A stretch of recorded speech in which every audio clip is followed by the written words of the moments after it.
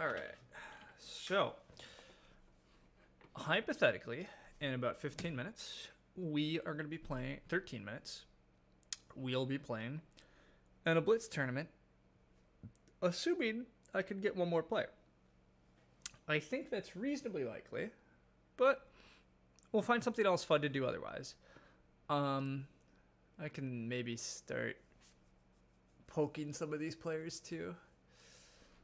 Um, but yeah.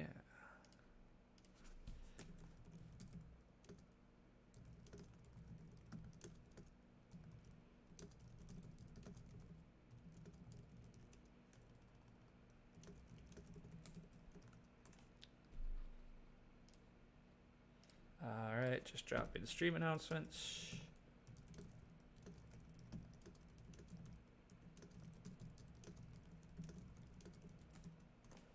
Okay. For anybody out there, feel free if you haven't. I do have a Discord where I drop notifications I'm streaming. If you don't like Twitch notification system or whatever, you can do that. We also discuss some other things in the Discord. I occasionally give people some heads up as to what I'll be streaming or games they can join. So it's a cool way to get involved a bit. Anyhow, yeah, the goal is I set up this new little Terra Mystica tournament. You can now do multiplayer tournaments on BGA if you know the secrets on how to create them, which it's not that much of a secret. But basically, yeah, this tournament is set up to have 4-player games, though the minimum is 3, depending on how many join. And the goal is the top two advance into like the next round. In this case, I set up this tournament to accept a max of 16. It requires a minimum of 8, so hopefully we'll get there.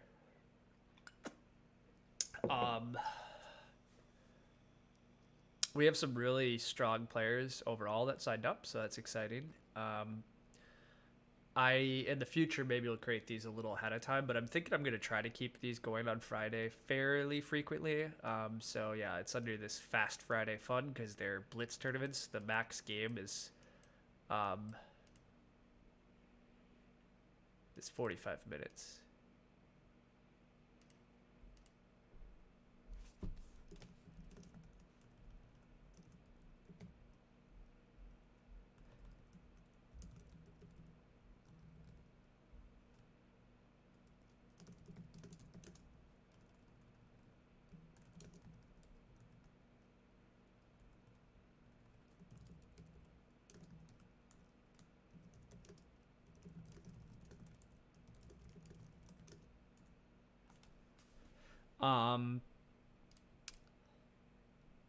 But yeah, the max time limit for the game is 45 minutes, which means each player has a clock of 11:15. So that's pretty fast. It's not like insanely fast. Blitz tournaments, like sometimes we'll play Blitz and we can play games and the goal is, in my opinion, to get like under 6 minutes. It's you pretty much have to click like as fast as humanly possible at that point.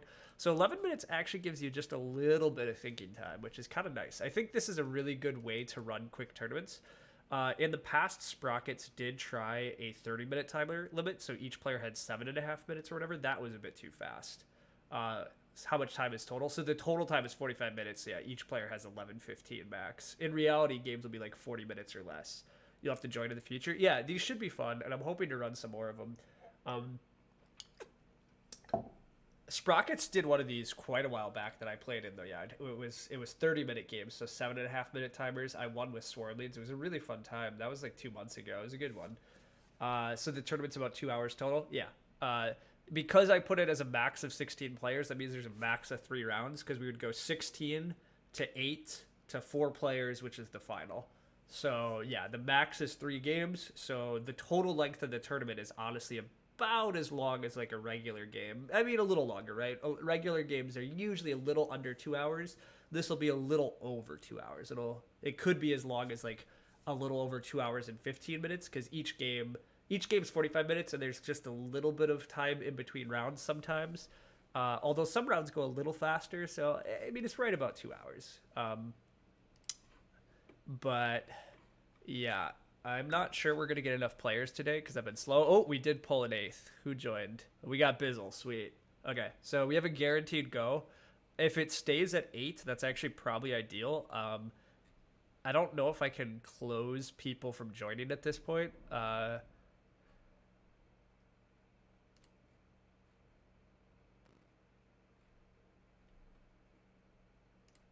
guessing if I change this, it won't let me. Yeah, it won't let me. But 8 would be ideal. So, but I mean, 16 would actually be ideal, I guess. But 8's pretty sweet.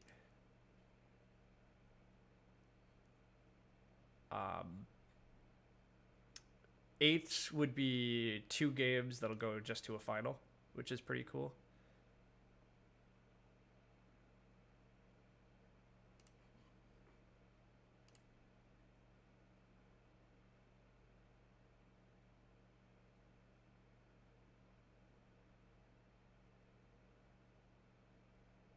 All right. Sweet. Scott's doing the math and telling me I've won the St. Petersburg game, which is what I thought, so I like to hear that. You're in Pacific time, though, so if you're ever off work. Yeah, so that's a slight problem. I finish work a bit early. I tend to work like a 7 to 3:30 schedule, so I tend to put these whatever, although I didn't work today. I wound up doing a lot. I thought I was going to stream a lot more today, but I wound up playing video games this morning and then taking dogs to the dog park because I'm dog sitting. And then I got a haircut and did some other things. And then I decided that I wanted to try to get a Blitz tournament together. Which we do have a Blitz tournament. So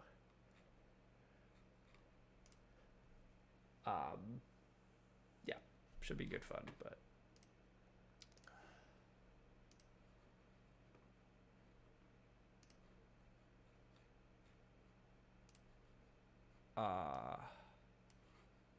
but yeah, I didn't stream much today, which is fine. I don't really have much going on this weekend, so I might play some more stuff, but we'll see.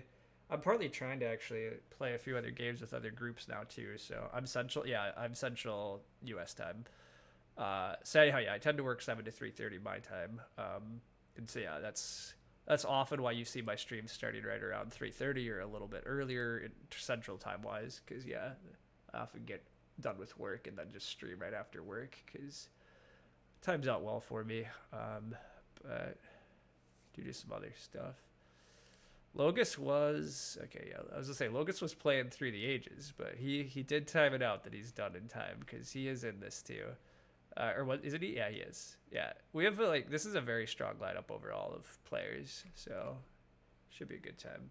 Haircut, yes, I got a haircut today, deranged. That is part of what happened. It's been a little while. I don't know, not that long, but yeah, it's been 7-8 weeks, so it was good. Good to get that done. Yeah, I'm dog sitting this weekend, so I have 2 dogs, but currently they're quite tired, which is good. We'll see if I kill my setup trying to show them. Hopefully not. This is where having a movable webcam would be good rather than a laptop, but you might, you can sort of tell. Maybe not, but I have 2 dogs passed out on my couch.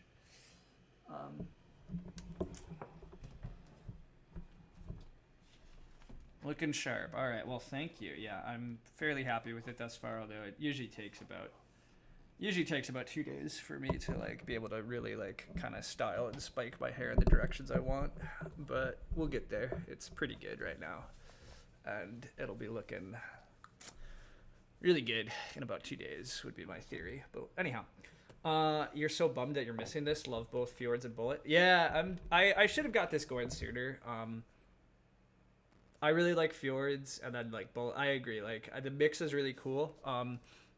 I might just run the same map. I started to think depending on how often I do these, I was I could run a Fjords April edition and then a base April edition. We'll see how often I do these. I can create them whenever. And I think it's a fun format to stream too. Rather than some of my other stuff I've been doing too. So I don't know. I'm just kind of mixing it up right now, obviously, and trying some stuff because I don't super want to play tons of lakes, landscapes, and I think it's enjoyable just playing regular games like I have too. But at a certain point, I feel like they all kind of start to turn into the same things, and that's only slightly exasperated by the fact that you guys sometimes in like the international clash videos basically can create quotes that I would be saying. So at a certain point, I wonder if I'm just, out of content and you guys have already learned my main lessons. I'm half joking, but yeah. Channel reward for feeding Sis's dog. If you feed a dog, there'll be 2 treats today because there's no way that I am attempting to feed one of these dogs and not the other. There's simply no way that's gonna go down well. I mean, they play well and it's been good. That's also gonna happen a lot. One of them's gonna bark, and then they both will get in an escalating negative feedback loop until they're convinced things are fine. Part of the problem is my dog is used to living in an apartment where it can hear a bunch of dogs barking. My sister's dog is used to living in a house where it doesn't hear anything. Zelda, it's okay. Come here. Go back down the lane. Yeah, I know you hear people in the hallway, but that's how it works in this place. Both dogs would get a treat, yeah. We wouldn't be running out of content if only we built our economy properly. So we do it in the middle of my game, take time off my bullet. Yeah, have fun. You gotta head off. You'll be sure to sound off in the Discord. Sweet. Okay, yeah, see you around. Sorry that you have to go. All right. Let's see. All right, we're still at 8 players. That's very ideal. 8 is the minimum, but 8 is perfect. 9 is going to be actually pretty annoying if one person joins at this point, because 9, what would happen is we would get 3 3-player games where the top 2 advance, and then we would get 2 more 3-player games where the top 2 advance, and then a 4-player final. Whereas currently, we're just going to have a bunch of 4-player games straight to a 4-player final, as it should be. Which, yeah, it should start in a sec, and it should be a lot of fun. Let's see what Discord's saying. Nothing important. Dogs are going back to laying down. Zelda went to the corner. Sure. Okay, whatever. 10 players would be 3-3-4. Yeah. Which, not ideal either.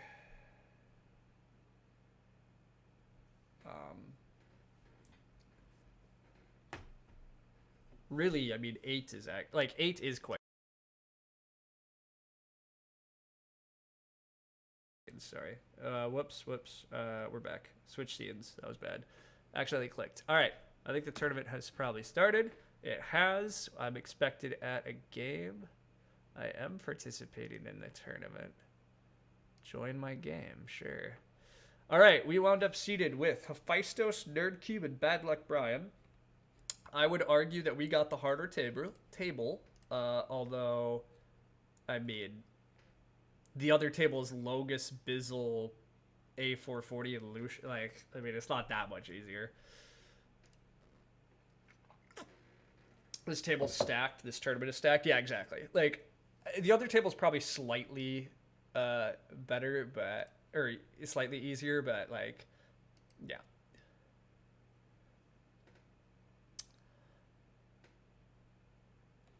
So we're just waiting for Hephaestus. Hephaestus is joined. We are off to the races. Okay, so we have all the pass tiles for scoring. We have no spade. It's dwelling into spades, mid-game trading posts. So the points on the track are a little iffy, but the points on the pass are quite good. This priest event can often inject a lot of coins. There's lots of coins. There are mid-game spades, but early spades are restricted. Dwelling rush type openings look very good. I don't know why the hex numbers are on. Oh, I do remember. That was for last stream with Nerdcube, but I don't like that, so that's not happening.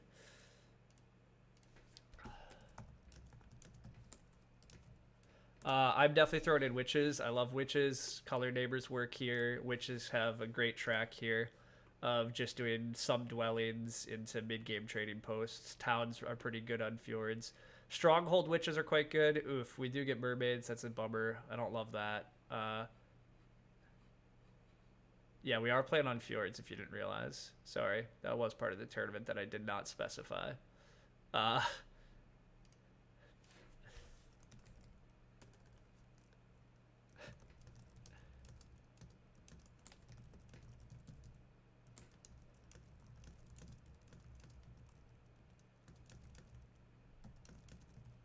I should have made that clear in the title.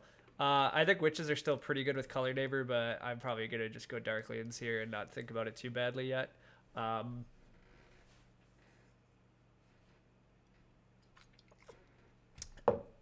Sandwiched mermaids don't thrill me. Witches that have a green color neighbor or have a blue color neighbor is a little annoying, but I don't think it's that bad. The big issue is I really wanted witches to be able to get. Actually, there is no temp ship. What am I talking about? I wanted witches to get temp ship, but it's just not even in the game. Nomads aren't terrible here. Nomads might even actually be able to get away with a stronghold opening. Normally stronghold opening has some issues, but with the mid game trading post rounds. I actually kind of like Nomad Stronghold opening. I'll go one more Darklings. Whoops, I was going to go one more Darklings. Probably one more, maybe one or two on Witches, and then take Nomads here. Maybe I should just bid Nomads. I think Nomads have a pretty good game. Although, I guess the late rounds, it's hard to score for Nomads is the downside, but you can play pretty good. You can do some pretty good stuff with Nomads, and I think you get the Stronghold tile, which is my main concern, where I would love to get Nomads here. Stronghold Nomads actually looks kind of viable and fun. What happens if you time out? Nothing really, to be honest. The problem is players can't actually kick you until you... players can't kick you, and, like, if they try to kick you, you have 20 seconds to make a move, right? So you can usually kind of stay in. But what happens is if everybody runs low on time and the game is forced to end on time... I think whoever took the longest, like, just loses or something like that. I don't totally know how it works because it works really well for 2-player games. One of the issues with 4-player games is they still don't really have the timing settings figured out. I still really do like the Nomads game plan, but, oh god, I don't like Witches that much. I'll go back to Darklings. Although I'm paying a lot for Darklings now. Mermaids probably aren't that bad. So I might have just got tricked slightly. Yeah, NerdCube's actually spending a little time here thinking. Oh, he does go back. Okay, fine. I don't actually know how good the Nomads thing is, but I want to play it. Like, I think this is an okay Nomad Stronghold track, and I think there's some advantages to having Stronghold Nomads early in the game here, because I think I get to be quite disruptive, and I think I get to... I think I don't have to think as much about some of my hexes and critical hexes because I can kind of just bust through.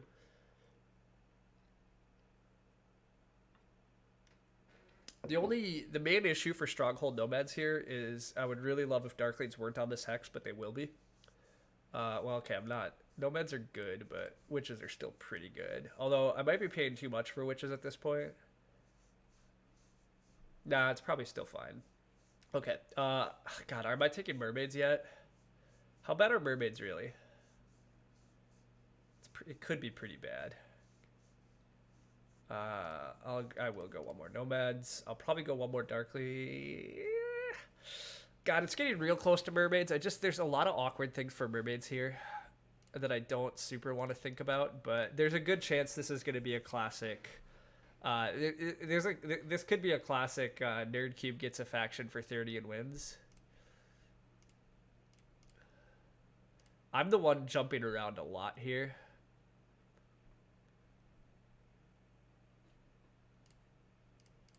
I probably will take Mermaids after this. Although I guess Mermaids might get Earth 1 blocked, and then they might not actually get good early expansion. The big issue on this map is Mermaids just don't have a lot of easy hexes to reach without temp shipping, and temp shipping is not in the game. Yeah, NerdCube does go to the Mermaids, though, and I am winding up Darklings, so...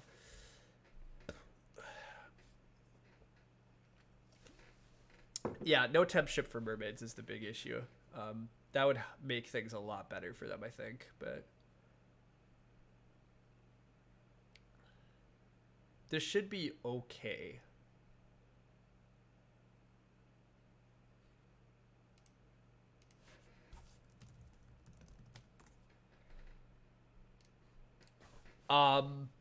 Mermaids aren't starting here, which is actually quite intriguing. It makes enough sense that he's not going to be here, but this hex, like, this could be a sanctuary town now for me, and witches are going to want to just bust through here. So I could dig this early, but I don't know if I want to. But I think it has to be this starting spot still. I eventually want to take this hex and bust through. Hephaestus is saying this looks familiar because Hephaestus played. We played a Fjords League game that was very similar, where I was Darklings and he was Nomads, and I was a bit sad about his Nomads starting here and here and cutting me off, which maybe he's gonna go for again. I don't think it worked very well last time, but it does kind of look like that might be some of what he's angling for again, which is going to be a little miserable. I just take coins, and then I'm just going to upgrade first action here. I have a lot of options, and I just want a lot of leech. Giving up hexes, I could come to regret, but I rarely come to regret these things. I'm pretty happy usually trading leech and not caring too much about how it hurts my expansion down the line, even though I should be.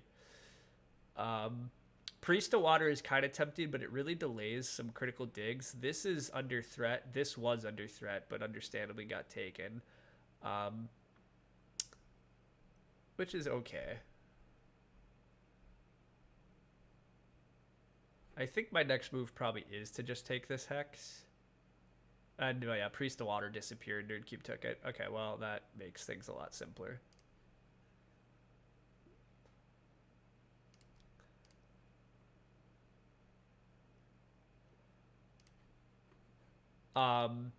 I do want.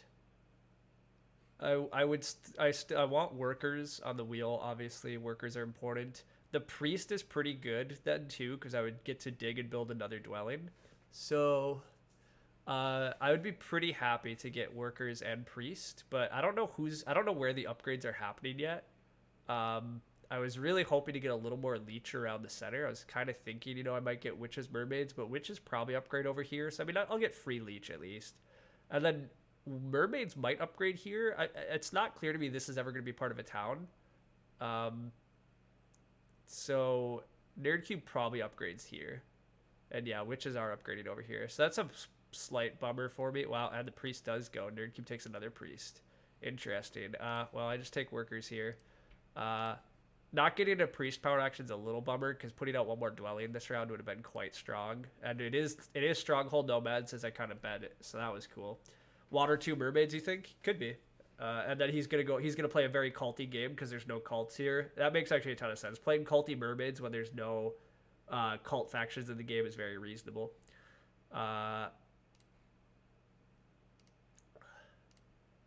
I could go Water 2 Darklings here, but I think it's just very wrong. I think I just go Fire 1 and take even more coins, even though I do need workers, but...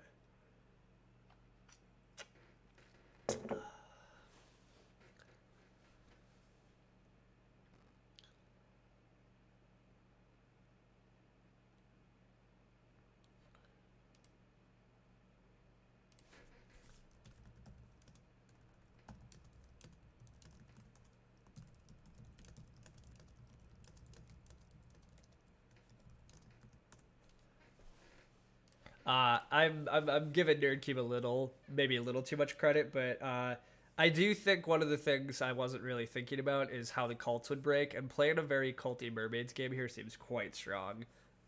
He's gonna get extra priests in a second, and that just seems quite good.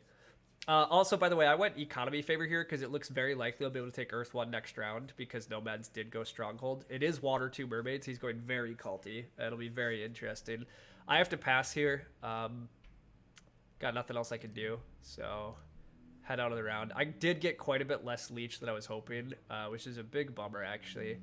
I'll just take the dwelling scoring. Oh, wait. I make only 3 workers. 1 extra worker here is actually very important because I don't have power for it. So, because I can go Sanctuary and put out a dwelling with the resources I have. So, I mean, this would have been 3 points, but I think the worker's very important to build 1 more dwelling next round.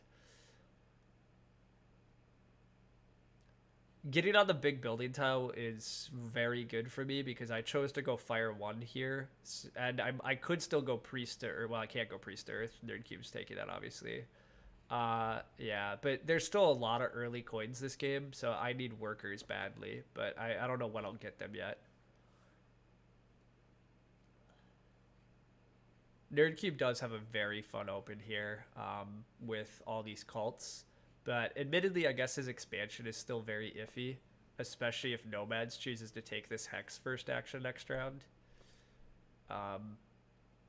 I probably want to take like these hexes eventually would be the dream, but ultimately I'll just take Earth 1 this round. The big building tile's open actually, so if I could just build Earth 1, build a dwelling, and pass for the big building tile and a coins action at the start of next round, that would be very good, because that means next round that I could build a temple for Water 1, which I think is pretty much what I want to be doing.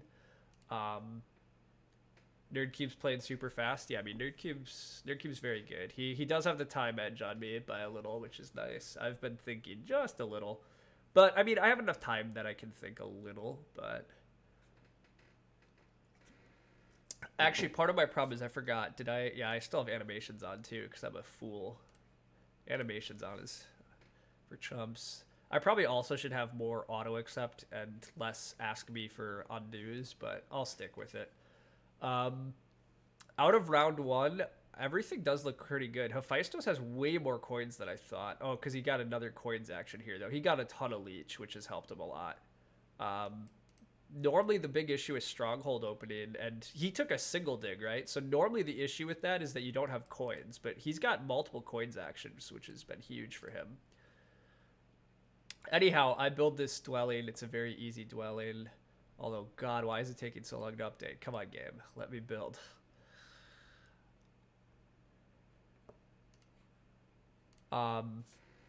Animations, glitches sometimes, dwelling. Yeah, I agree. That is the other issue. But if I can pass for this big building tile, that's great. It's even better if I actually get some more leech so I can take a coins action, but it's not going well. It's not going well for me in terms of looking like I'm going to get more power yet this game, and that's actually a huge issue for me. Like, I really thought this leech outpost was going to turn into a hell of a lot more than it has. Normally, there's a lot of leech around here, but yeah, my opponents are doing stuff. Nomads prioritize taking this blue hex over blocking. I thought they might block a little. Oof, Mermaids taking this from Witches is pretty big too. But yeah, Nomads is getting so much leech. It's so nice. If I could just get 2 leech from somewhere, this opening would have been so good, right? Like, this is so crazy. Like, just 2 more leech, and I'm in such a strong position by getting to take a coins action at the start of next round, and I just don't think it's coming. I don't see where I get the leech, which really sucks. Hey, Marushka, thanks for the raid. We're doing a Blitz tournament, so I don't have a lot of time to think. I only have 8 minutes total for the rest of the game, so it's a really fun format, but it's definitely a crazy format. Not getting this coins action that's coming, like, it's such a bummer to not get a coins action here. My game would be so strong with a coins action, but I just don't have the power for it yet, and I'm just not going to get it, which is a big bummer. I don't want to overstate things, but like I really think it's a game losing like difference here. If somehow anybody had given me a little more power in the opening here, I think my bid is totally fine. But not getting this coins action at the start of this round like slows me down a surprising amount. Maybe I still wield it yet, for all I know. Like, maybe I can upgrade to a trading post and Mermaid or Witches will feed me power, but like Witches don't even have to give me power this round for trading post stuff, right? Like, even though I'm like have good neighbors, I just might not get leech.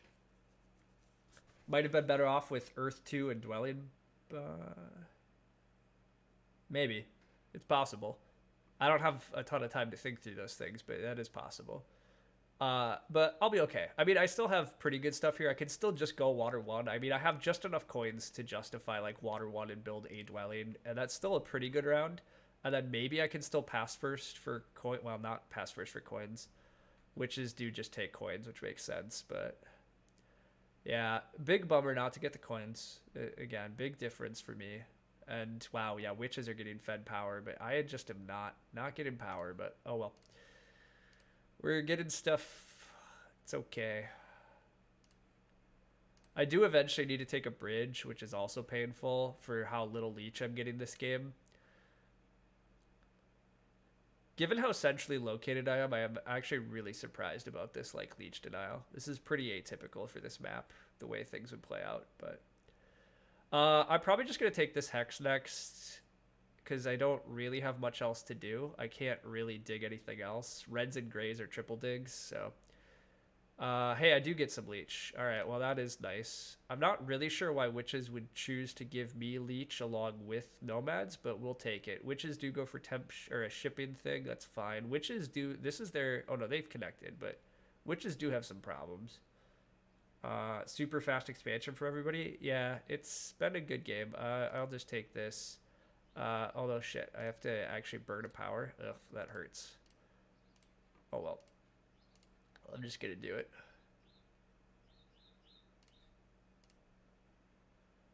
It would be really nice to build some trading posts next round. So like trading post here would be pretty good. It looks like I'm just passing for a priest and 2 coins in a sec, which I guess, or 2 coins, 3 power to worker. Oh, actually this is quite good because I could take a coins action. Although now I'm questioning how badly I need the coins because... if I'm going to build trading posts in a sec, I don't really need the coins all that badly.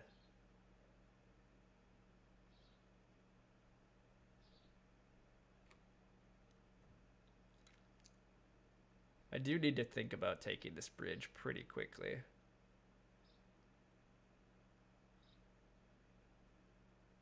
I guess I still do need coins pretty badly, though. Yeah, I need to take 1 coins action, but this bridge is... delaying this bridge is a bit painful. Okay, here's some more leech, finally. Nomads are finally making sure they actually sneak through. I will take that, even though it's a lot. It's pretty important for me. Nerdcube takes that. I am passing first here. I got nothing better to do. I think it is worker power here. The priest is nice, but I don't need the priest as bad, and more power is pretty good because it gets me a lot closer to taking coins and building a bridge, which is what I really want to be doing.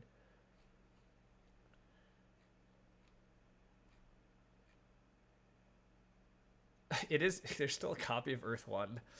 It's a little wild. Witches are potentially trying to carve this town out? That's crazy, but... looks like overflow if nomads do more. I agree. It does look like overflow if nomads do more, but I'm not sure what nomads are going to do. I don't think nomads care about this too deeply.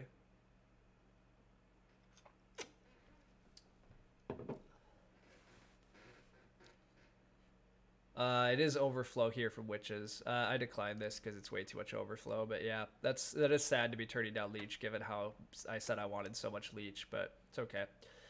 Mermaids and witches are ahead of me points-wise and arguably have better economy. Well, they have pretty similar economies. I still generate a lot of points off digs and stuff. It's probably okay.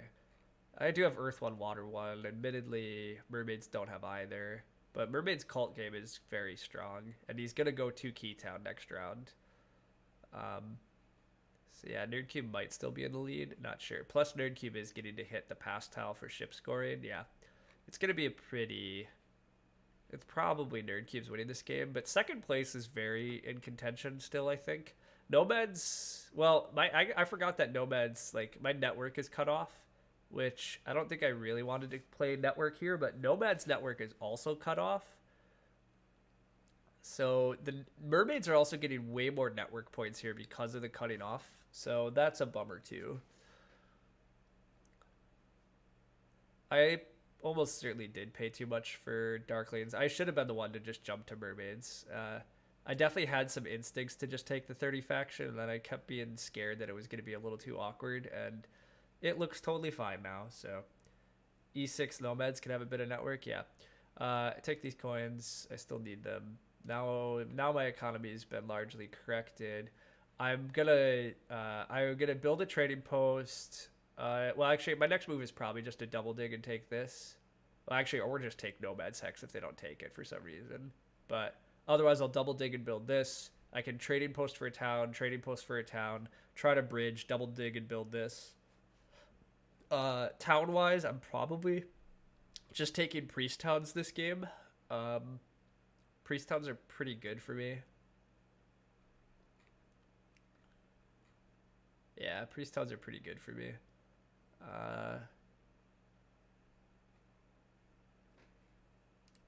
Alright, I do need to take this hex before I get cut off. Although, I guess, I don't know, I could afford to get cut off. It doesn't really matter, but this maybe gives me a chance at making like a third town later if I ship over to here or something. I don't really want to do that, but I do want to make a third town, which is the awkward part here too. Like, I did really get constrained a lot here again, which happens. On some level, I admit, well, I guess it was always, yeah, it was probably always happening this way. Taking this earlier would have been very nice, but I suppose nomads were always going to beat me to that, so whatever. Do I just take the bridge that I want? I don't know how much bridge pressure there is, but whatever. There's no pressure on this hex, so let's just secure it. It's too important to pass up on. Nerdcube just goes single key town, actually. Interesting. I guess he has such cult advantage, actually. Yeah, he doesn't need the 2 key town, and who else is going to actually really take it and contest him at this point? Makes enough sense.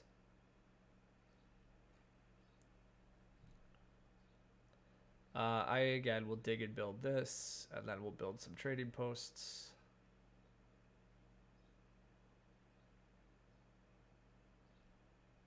And I think I just take the priest town still. Like I said, I don't really know what else I'm doing.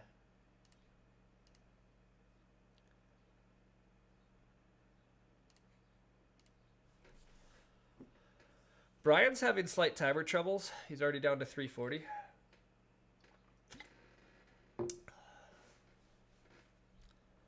But these formats are crazy with how fast you gotta go, so... I'll probably put the trading post here just because I don't really want to help. Oh, actually, Hephaestus has this power in a spot where it doesn't really matter, but whatever. I'll build this and take a priest town. I don't really see a good reason to take anything else.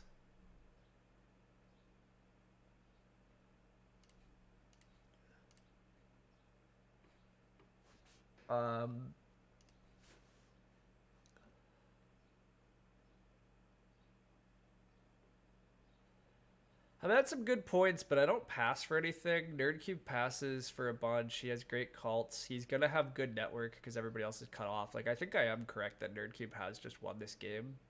But the rest of things I do think are still up in the air.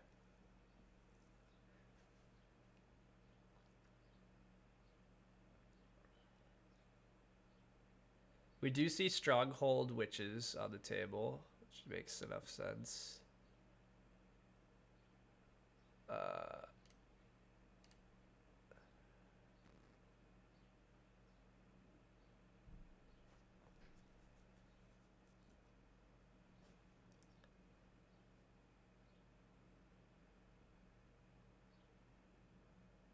Part of why Brian's timer issues are bad is he's not great about taking leech fast enough, it looks like, either, but Hephaestus actually has slight timer issues too. Oh, Nerdcube's getting to 4 shipping. I missed that. Okay, yeah, I mean, Nerdcube's crushing this game, right? Like, if I can pass for the trading post tile here, that's pretty nice. If witches pass and I can pass for their tile, that's fine too. Yeah, they do pass. So, I mean, I'll go on the big building tile. That's fine. I still kind of need workers anyhow. And I kind of want to go for a temple for Air 1 here. Oh, wait, the trading post tile was open. Well, I think it's probably better just to build more trading posts then and skip the whole Air 1 idea. Yeah, I think this makes more sense at least. Plus, actually, this blocks Nerdcube better. Nerdcube would be quite happy to go onto this tile, whereas the big building tile doesn't do anything for Eric, at least.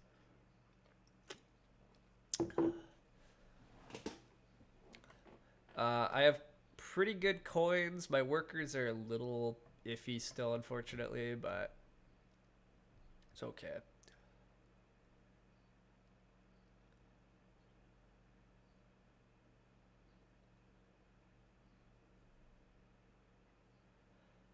My cults are bad. Maybe I do take... Oh, no, I'm on the trading post tile. Yeah, there's no point in taking Air 1. I should probably just build some dwellings throughout here. Build a trading post or something. I'm probably not getting a third town, which is gonna limit my points a little bit.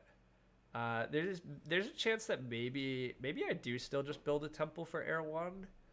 I mean, it's minus points here, but it's good for track, and Air 1's going to be pretty good. I don't think I'm building a stronghold, so like I am going to run into some points problems pretty fast. So yeah, it might be just build some dwellings, build a trading post, take a worker town, and then build Air 1 or something. I'm not sure yet. Witches really need a bridge, but I don't think anybody really wants to bridge block.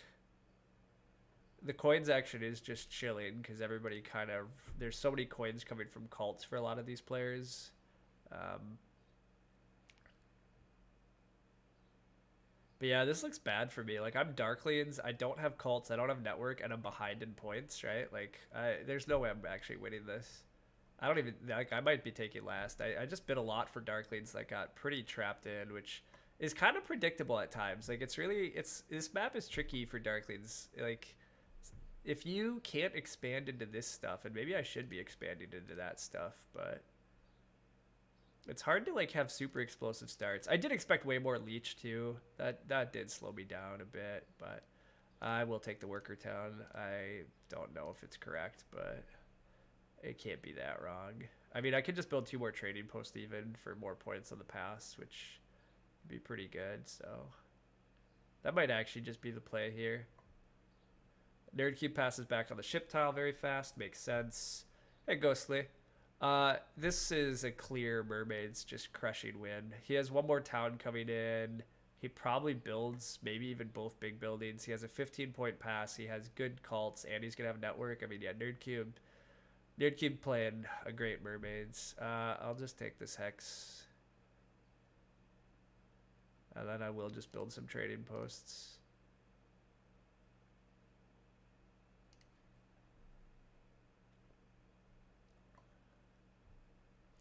Possible I was supposed to just take this Hex early too. That might have helped a little here, but not really actually. Unless I put my Sanctuary over here, it wasn't going to matter. And taking this round 1 was actually quite important too, because otherwise Hephaestus did single dig. I think it was pretty likely Hephaestus would have taken this. Hephaestus does find a connection path. I think that's only good news for me. I don't think I wanted to see Nerdcube potentially get even more cult points or something though. Whoops, my turn while I got distracted. Wasn't Mermaids here? Okay, or witches are here? Yeah, they are here. This is discounted. Pass quickly and build stronghold. I am on the trading post pass tile. I think building a trading post makes sense. But then, yes, I think passing for the stronghold actually does make sense.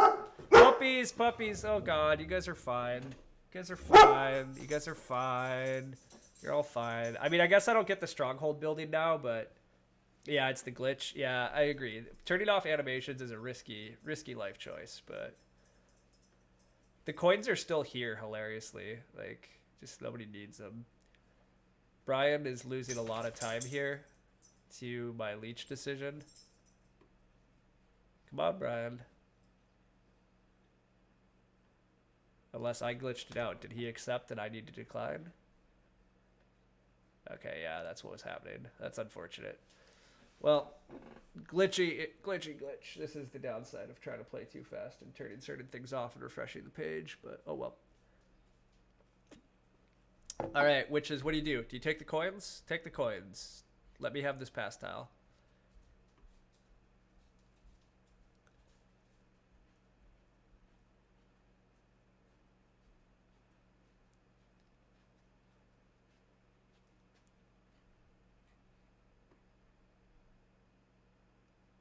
Ooh, he's gonna go for a 3rd town. That's fun. I don't really want this power. It doesn't do me anything particular, although it's 2 for 1. Whatever, I'll accept. I might be wrong, but 2 for 1s are usually good. I earn 4 power here. That's fine. We'll convert. And we'll pass on to that big building tile. Go for a stronghold.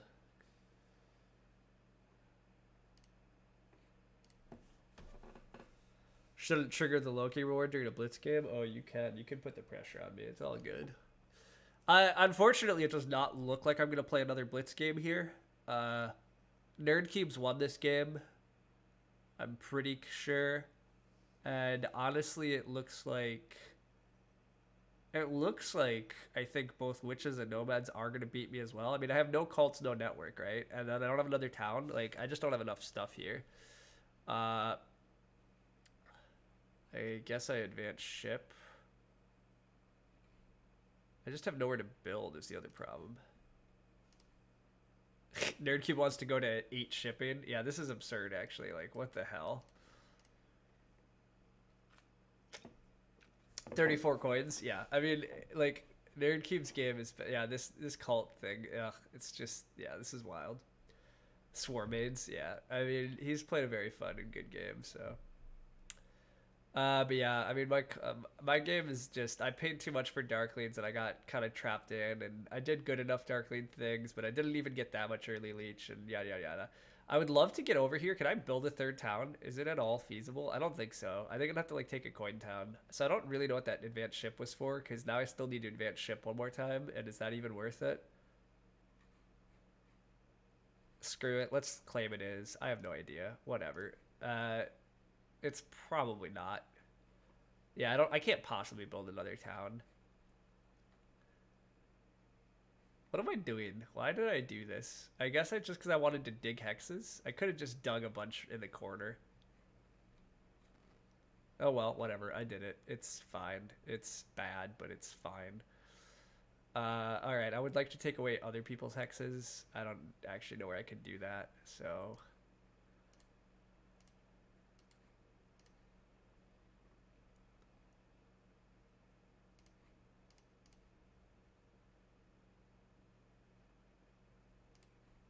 If I had more coins, I could go stronghold here and then maybe still build enough stuff. But yeah, it's just not happening. So I just stronghold like over here now and dig a bunch. I probably do accept 2-for-1s here, right? Whatever, I will. I don't know. He went culty mermaids. Yeah, his culty mermaids was good. Basically, I think the main reason he won this game is because he saw the culty mermaids line, and it was actually very good, and I didn't during the auction. Although my instincts were to jump to mermaids, and I just didn't listen to them, and that was also very bad, because, yeah, it was totally very viable, and I don't know why I didn't listen to my instincts that it was time to jump over to mermaids, but I did not, so, oh well.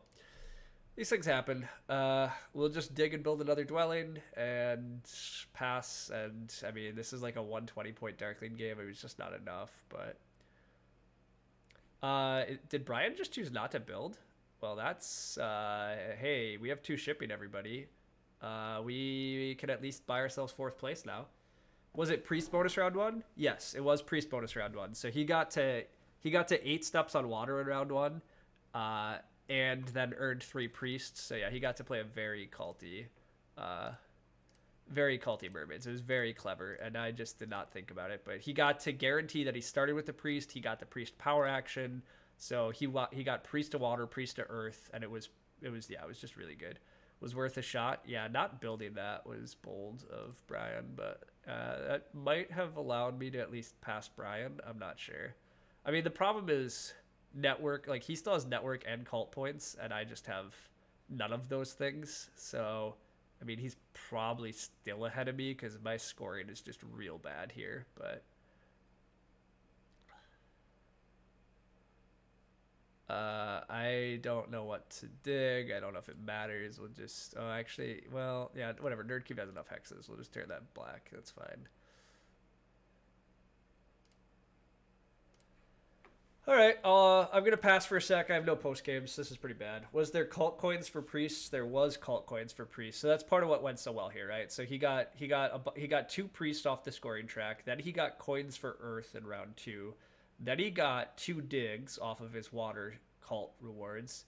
Then he got, well, actually he didn't get this spade. So this is the air track, which he did nothing. But then he got a ton of coins for all of his priests, which is part of how he has so many coins, right? But he just played a very good cult game for cult economy and points. There were no cult factions in this game. I could have maybe first moved, sent my priest to water, but I just don't think that turns out here well for me here because I had to dig. The real trick is I just paid too much for Darklings, and then on top of that, I did not get early leech to be able to take like the power actions I wanted. The game didn't quite break exactly how I was hoping it would.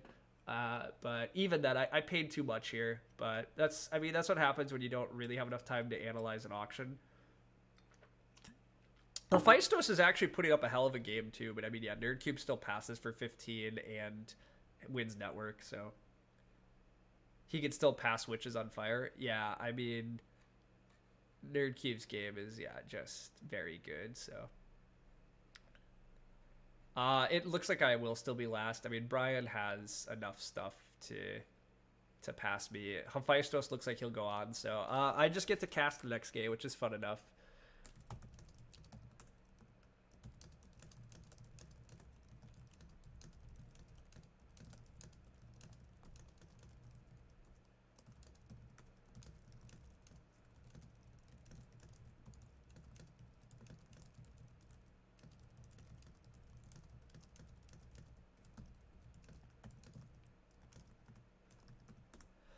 I really should have trusted my instincts to jump to mermaids instead of just doing the classic once more. But although actually, am I giving? Did Hephaestus win this anyhow? I keep talking like Eric's won, but Hephaestus is plus 12 on network.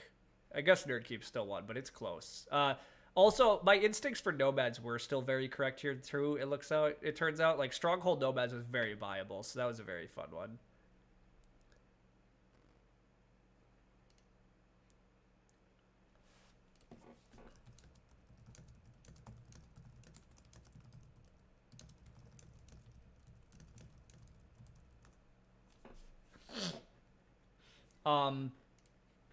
Wow, yeah, Nomads did almost won. Yeah. Is that a mohawk? I mean, slightly. I don't know. Like, what counts as a mohawk exactly? The sides of my head are fairly shaved, but not, like, actually all the way down. And then it's fairly wide and fairly short. So it's probably a mohawk, but it's not, like, I don't know. Again, it's kind of a mohawk. Yeah, like, it qualifies, but it's a conservative mohawk. I don't know. But yeah, this is how I sometimes get my hair when I'm feeling it, and yeah, it was a good day, so whatever. No scoring favors. Yeah, Nerdcube had a great game here. There was some insane play. Yeah, it was.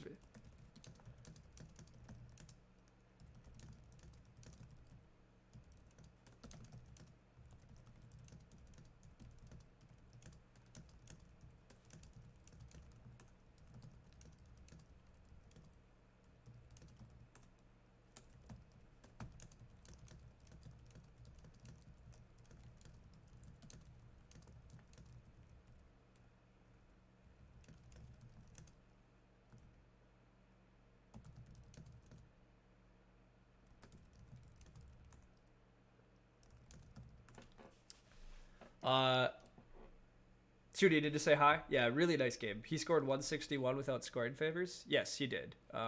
He did not take Earth, Water, Water one. Uh, he also won the time. Wow, he really just crushed us. Look at that. I mean, Hephaestus and I played a respectable game for sure, but was a tough game for Darklings. Yeah, both. So I mean, this is what's so frustrating about these games at times, right? Like, if I was on Mermaids, I probably also win, or at least I'm very close. I'm moving on. And I was so close to bidding Mermaids, but I'm like, I'll go one more. And you were on Darklings, right? So, like, you almost had the probably terrible Darklings game where you would have had no options and would have just died. But that's what happens in these Blitz games, right? So, whatever. Like, it's not a big deal. But it's a little sad because I would really like to be playing another one. Blitz games on Fjords was very fun. I'm gonna have to do this more often because like I had a really good time with it. But yeah, it is tough to like realize fairly early on. It's like, oh shit, I'm gonna get cut off network. I'm not gonna have this, and then to watch Witches and you not upgrading in the like. I thought there was gonna be a huge cluster in the center of upgrades. I thought I was gonna get tons of early leech. I imagined I might get the workers and the priest early so that I could open temple to dwell. It just like you know. But kind of a crapshoot when you have that little time and you have very few instincts. Yeah, my instincts on Fjords was that Darklings might have some network problems, but I just imagined so much early leech, and I was imagining this big snowball in my head that obviously never came. But I should have foresaw some of these issues because, like, expansion is really tough on Fjords to really get, like, it's hard to get a lot of workers out early as Darklings, so, oh well. Where did all the points come from? So Nerdcube started at 30. He has 28 in cults. He has 38 on the pass. So, that's where most of his points are. And then he just didn't pay that much to leech. He upgraded digs and ship because he just had so many resources, and it's a lot of points. 138. I mean, I only earned 118, which is actually just miserable here. But anyhow, that was really sweet. If nomads send priest of fire, earth, then it gets close, blah, blah, blah. Yeah, I mean, there were ways for other stuff. Nerdcube needs to join. Yeah, you got another game. Let's go watch that game, because that was the plan. We're going to broadcast that, and then we can keep talking about whatever other things in my life, whether it's Mohawk or what I'm drinking or whatever else. I don't care. We'll talk and we'll watch this game. Why does it not show me? Yeah, show matches. There we go. Okay. This is what I want to watch. Boom. So from the other table, who made it? We have Logus and Bizzle. So rating-wise, that's not a huge shock. That's probably what we would have predicted if we were a predicting fellow. So it's all good. Too stressful to play Blitz on V's chat. Okay, some of them are in voice chat. That's cool. Makes sense. That's fine. So this setup looks pretty fun as well. They have lots of pass tiles, just not big building for points. Their track here is pretty good for scoring. Although spade dwelling is a lot of... Yeah, actually, maybe it's a little rough. Where here, where do you build your trading posts? It's not super clear. But this earth cult's going to be quite valuable for whoever gets to leverage that. It's probably going to be a little harder to win this game without scoring favors, but yeah, this should be a fun one to watch. Again, I'm a bit sad that I'm not playing in it, but that's okay. It'll be fun to just broadcast a game here, talk about it, and yeah. Anyhow, so they've thrown in Cultist, Alchemist, Dwarves, Fakirs. Dwarves are actually pretty good on this map, especially without color neighbors. Lots of dwelling events seem fine for Dwarves, and indeed, these guys are rapidly bidding them down now. Alchemists on this map are also very strong, and double temple alchemists are actually pretty viable on this map, and you do have ship scoring. So yeah, I like the alchemist bid from Hephaestus. I think these guys might be sleeping on alchemists here a little bit. Even though you have cultist in the game. Wow, Hephaestus gets... Oh no, Nerdcube got alchemist for 29 and Hephaestus jumped to cult. I really like... I like alchemist at 30 quite a bit here. Like... all you really want to do as alchemist is often build tons of dwellings and dig a bunch. You might even skip water 1 this game, because it's just you don't even need to build that many trading posts.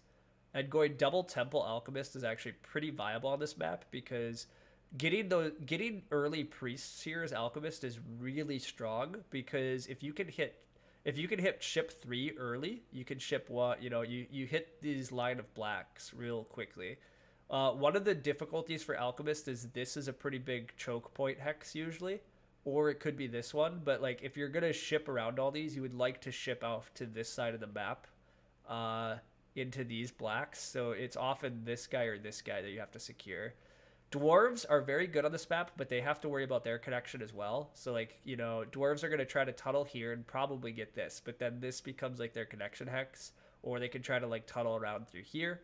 All of that's reasonable. Cultists go for here and here starting spots. I think Hephaestus jumped to Cultist too soon. Cultists can do some fun and strong things, but I think it's tough. Alchemists take temp ship. Yeah, I guess there wasn't anything else for him to go for, but I really like double temple alchemists here. So I'm curious. Wow, he just built a dwelling first action though too. I guess he's trying for double dig. I don't really know what Nerdcube's doing. I thought he would try double temple, but that seems like a madman cultist pick. I think it is, right? Sandwich cultist at 30, and you let Fakirs and alchemists... Like, this is actually a pretty good Fakirs map, too, by the way.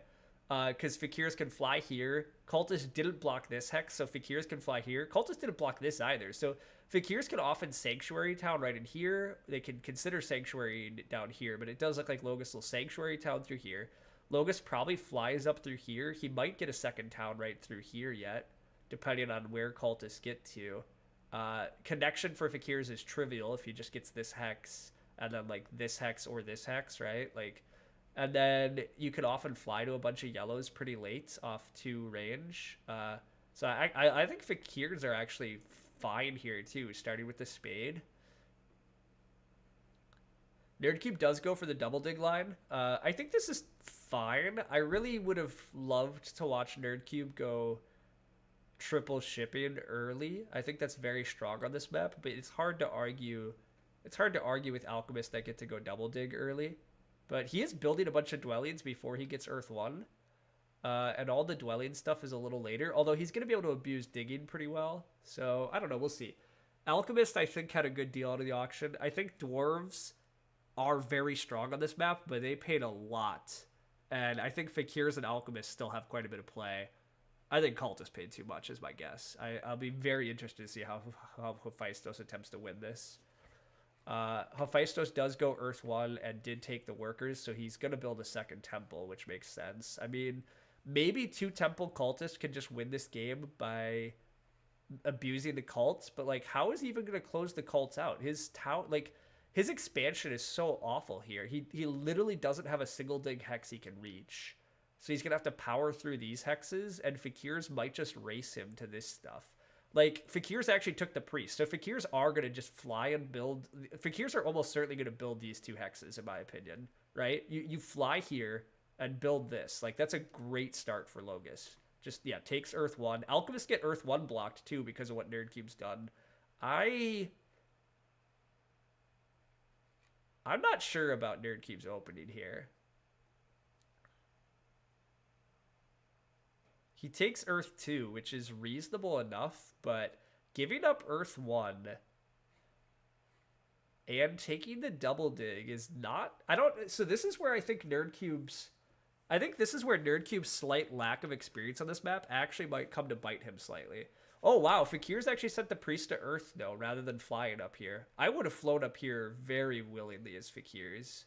But the priest to Earth is pretty valuable, obviously. It comes with a lot of coins and stuff, so it's probably okay. But you're pretty unfamiliar with Fjords? Yeah, that's fair. I mean, Fjords is not a map a ton of people have a lot of experience on. I have quite a bit, which is what I like. And so, like, one of the things I've learned is that alchemists are pretty strong on this map, but I think it's one of those maps where you don't really want to dig early, and you do want to focus on shipping early and leveraging all these cheap blacks. I think that's the most efficient way to play alchemists. And so I don't think I would have taken double dig over Earth 1 as alchemist in this game. Like, if Nerdcube just upgraded early, he would have got so much more leech. He just takes Earth 1. Maybe he's in front of cultists. Maybe because they're all going to race Earth 1. Maybe alchemist wheels the workers and does just go Earth 1, Earth 2. Although I guess he had no neighbor. But so what? You build an expensive trading post? Like, I honestly think it might be better, but I don't know. Whatever. This is fine, but... You think he's just going for the most insane dig? I mean, yeah, but so one of the tricky things is, like, if you open Earth 1, Earth 2 Alchemist and then still advance ship a bunch and build a lot of dwellings, like, you still could have big dig rounds. I partly say this from experience. One of my personal favorite Fjords League games I played was an Alchemist game with round 4 digs. And, like, I don't know if I opened double temple necessarily, but I definitely opened temple and had a very early 3 shipping. Like, I had 3 shipping in round 2, got to build all those dwellings, and then round 4 I just hammered spades and had I won that game by a lot. It was a very good game. I won it against, I think it was against Lumen, Mike, Chike, and Sprockets too, so, like, very strong players. Like, it was very good. I'm not as good asynchronously either because I don't do as much analysis. Yeah, that was big. Fakirs choose to take this brown, which I guess is necessary because of Alchemist maybe, but, like, Fakirs losing this red would be pretty big. Fakirs do have some issues here. I really thought he was going to race out to this stuff, but cultists are going for an early 2-ship game plan. I don't even know what cultists are going to go 3-ship, aren't they? They're going to just ship to all these browns, I guess.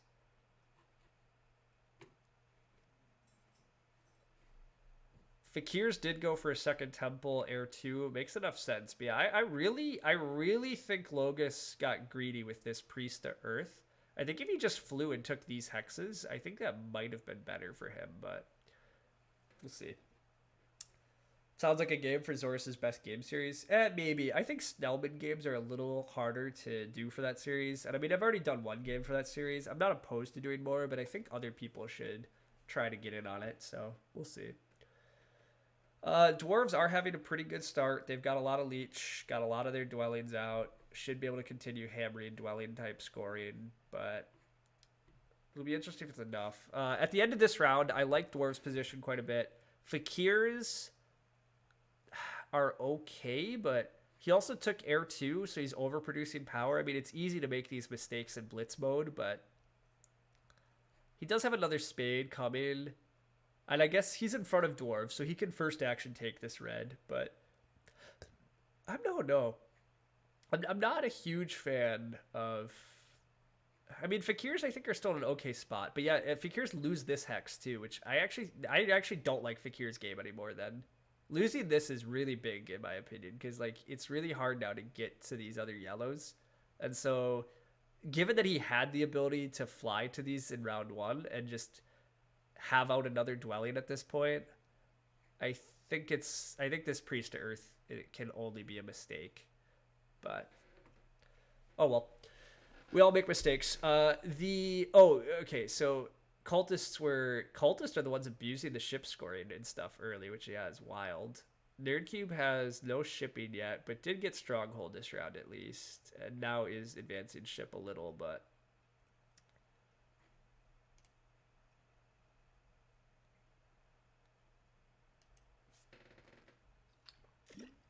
I don't know. This is weird stuff. It's exciting stuff, but Fakirs do at least get this hex, so that's good. But like, I don't even know where Fakirs go now, right? Like, he can open this round with double dig, and he only has 2 workers because, ugh, he just takes workers actually. Yeah, fascinating. Dwarves are really just hitting all this dwelling scoring well, doing what dwarves can do on this map. Gonna get lots of tunnels, lots of workers. Alchemists double dig this yellow. Interesting. So he's gonna dig to this blue, and he's on temp ship, so he will still be able to build these hexes too. But I don't know. It's a lot of early digging from alchemists without Earth 1 and not getting the pass tiles. Like, he's not on the dwell. He had to take ship scoring instead of dwelling, or temp ship instead of dwelling scoring. Like, I don't really like some of the decisions Nerdcube's made. It still might be okay because I think he got a hell of a deal in the auction. And I guess he stole this from Fakirs now, so that's something. Fakirs got just killed, actually. Fakirs lost this hex, lost all of this. I mean, actually, Logos is so dead, isn't he? Yeah, this is such a disaster for Fakirs. He has nowhere to... Yeah, he loses this yellow, too.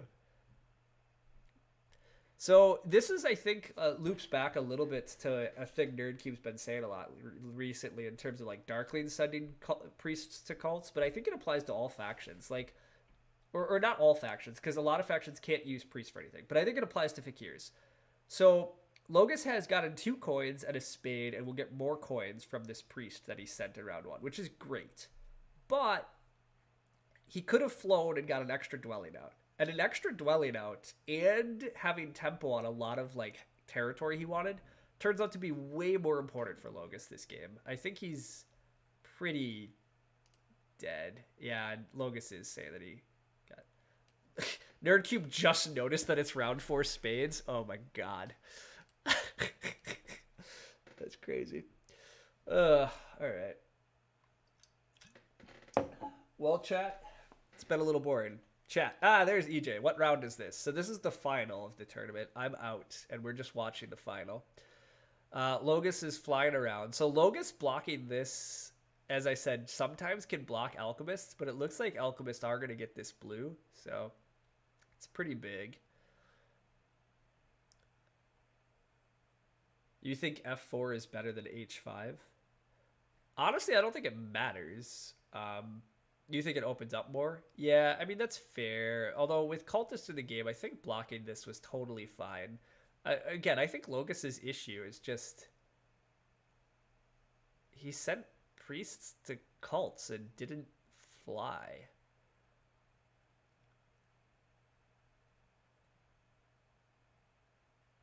Like, I don't know. He I don't think Logus did a good job prioritizing stuff. But again, whatever. Like, criticizing people in Blitz games is a little silly, right? Like, whatever. We're playing stupidly fast. Mistakes are bound to happen. I made a terrible mistake in the bidding last round. Nerdcube nearly made the like critical mistake in bidding I did. We were all bidding Darklings way too much. I bid Nerdcube off Darklings, and mercifully he jumped to Mermaids and wins the game. I nearly jumped to Mermaids and would have advanced. So, oh well. You didn't notice I wasn't playing? Yeah, yeah. I had a tough game in round one. I bid too much for Darklings, and they just had a tough game, and it wasn't good enough. I made a big bid error, but like I'm saying, like if you watch the VOD, I literally was like, I maybe should jump to Mermaids. I think they have a game. Maybe not. I'll do one more on Darklings, and then Nerdcube jumps to Mermaids and does predictably win off of that. So. And now, do I play it exactly like Nerdcube does? Maybe not. Maybe but given the margins, I'm pretty sure I would have taken at least second with Mermaids. I don't think like Nerdcube would have found a particularly better Darklings line, and oh well. That getting the Earth Spade looks pretty mediocre when you have to take workers over Double Dig. Yes, that's actually a great point, Gray, as well. You're absolutely correct. So it's very hard to foresee exactly where Logus was going to be, but given that Logus did choose to send his priest off and get the Earth Spade, and then round 3, he, instead of opening Double Dig in a dwelling round, he had to just take workers. Like, instead of sending that priest off, again, he could have had more worker production by being on these hexes. So, like, I'm sure he'll agree that, it's just, like, it turns out that Fakir's made a big mistake by sending this priest off to a cult. They just shouldn't have. And it's costing him a decent bit. Although, I mean, points-wise, he's okay. I still think Alchemists have made some pretty questionable choices this game, but he's still got on the dwelling scoring tile this round, which is incredible. He's going to get a lot of dig points, but giving up Earth 1 in order to get double dig as Alchemist, I think, is very dubious. Especially on this map where you can get away with such crazy shipping strats. Hephaestos' cultist game is working better than I thought, because he did get to abuse shipping early. He is going to get a town. He is abusing the cult scoring quite, like, the cult setup is looking very good. So maybe Hephaestos was onto something, though. Sandwich cultists, they're still pretty strong. Although, again, I think Hephaestos is super lucky that Fakir's didn't go up here, right? So this is the other downside effect of Fakir's not flying and taking these hexes. Hephaestos suddenly had a much better game, too. Whereas I think Cultist could be the one that I'm saying got destroyed, whereas currently I'm saying Fakir's kind of got destroyed, so we'll find out. But anyhow, that's Bullet. Yeah, Bullet is messy. It was 5 coins and a spade. It looked pretty juicy, even if it worked out poorly. Yeah, I mean, that's why, like, Terra Steel, I'm not trying to criticize it too badly, but it does loop back to what Nerdcube's been saying, like, it's 5 coins and a spade, but that's downstream effects, right? It's future stuff. And future stuff you really need to discount a lot more than I think people do. And I think people really need to value the economy of putting out early dwellings. Logus had the option to put out an extra dwelling in round 1, and he gave that up in order to get 5 coins and a spade. So it's 5 coins and a spade, but minus several workers. And so is that actually a good trade? Given that he had to later, given that he wanted to build a second temple in round 2 and had to take workers at the start of round 3, I think turning like 3 workers into 5 coins and a spade is actually not a good deal. Especially, again, because those are such downstream things. Like, coins that come in round 5, when you can first use them, are just, they're not going to necessarily save your game if you're in a terrible spot. Like, again, I'm trying to learn some of this too, because it's hard to internalize all of it. But my instinct here was to do the fly thing, as you'll see in the VOD, or like as people were paying attention here, right? And then I was surprised when he sent the priest off. It made enough sense, but I really do think it killed his game here. I haven't really commented on Dwarves game, but Dwarves did go for a town. I'm assuming Sanctuary Water 1. Classic Bizzle, we've built a bunch of trading posts, although actually he still has a lot of dwellings left. I mean, and he has secured connection. Yeah, I mean, this is still a very good Dwarves game. I mean, he paid a lot of points, but he's in a good spot. I just don't know if he might have still paid too many points. I'm not sure. But yeah, his game's pretty good here. Nerdcube's trying to dig and annoy people as much as he can, but I just like I thought this was going to be a good Alchemist game, but I think Nerdcube's just kind of screwed. I don't think he can make enough points without Earth 1. He's getting a lot of digs done, which is great, but I just don't think he has enough juice. Did Zorus work out an appreciated discounting rate for resources?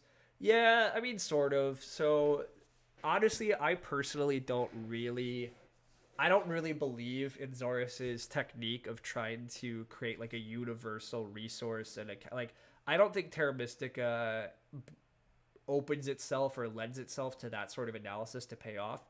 But both Logos and Zorus have done some things that they believe have taught them some lessons. So fair enough. I mean, part of Logos's like insights into Swarmlings was through that type of analysis. Yeah, it's approximate. So like if you think it's useful, go for it. I personally I don't think about Terra Mystica in those exact sorts of terms. I don't think like trying to analyze it that way is actually particularly useful, but whatever. It doesn't resonate with me, but it can resonate with others, I guess. I don't think there's a great way to put a discounting factor on resources in the future, but just broadly across Euro games, it's very important to like understand that future resources are not as important as current resources, which is somewhat intuitive, but I think people don't often get the discounting factor at all correct. But we'll see.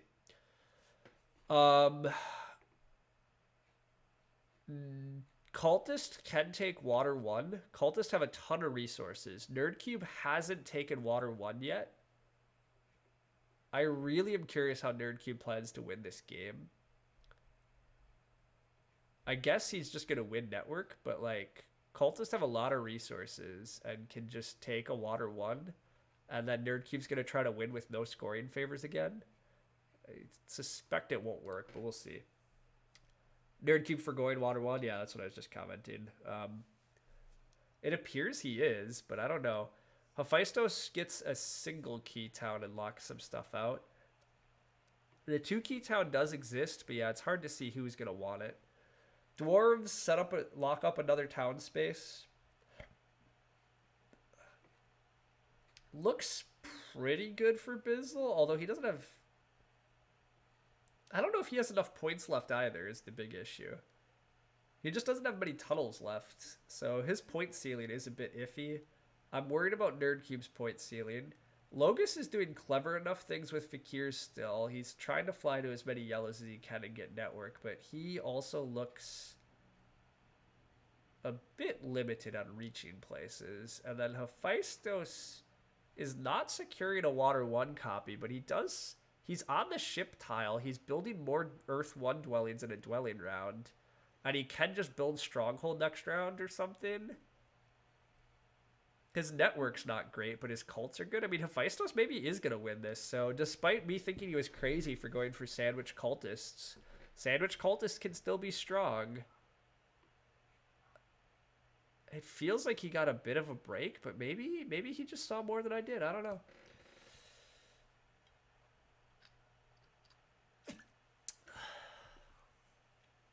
Yeah, Ghostly. I do agree that part of what makes Terra Mystica so fascinating still is that, yes, like we can have very meaningful and intriguing discussions still about this game and like what good play is. And even though the game doesn't like actually have that much variation in starting setup and you would think it would get a bit more scripted or rote, it's very much not. Like it's still very intriguing and games diverge pretty fastly or pretty quickly, etc. And then particularly if we're trying to learn certain maps and certain like expansion, like yeah, I don't know, it changes quickly, so it's good stuff. Good game. Cultist should have rushed to C7. Okay, yeah, Logos is saying exactly what I was saying in terms of what he probably should have done or what I thought he would do.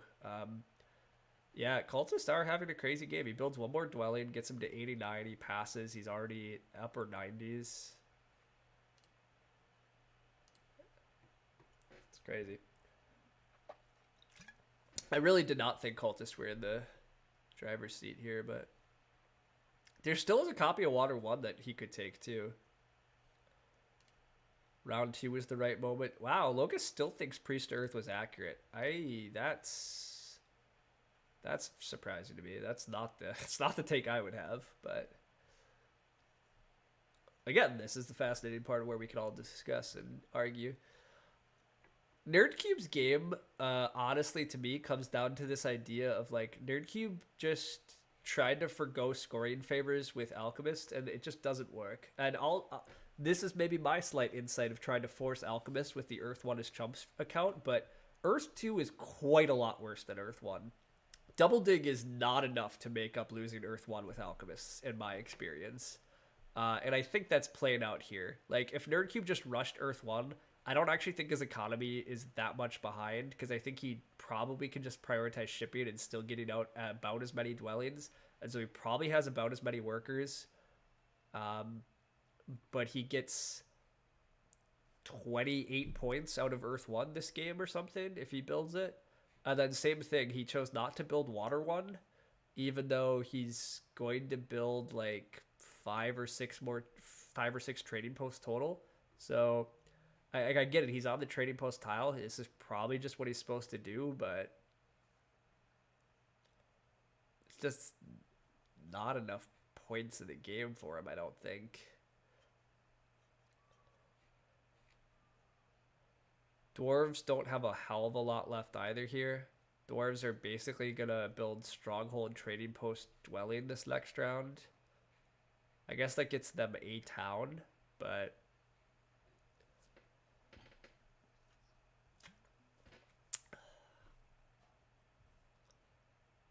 crazy amount of coins too for Dwarves, but it happens sometimes.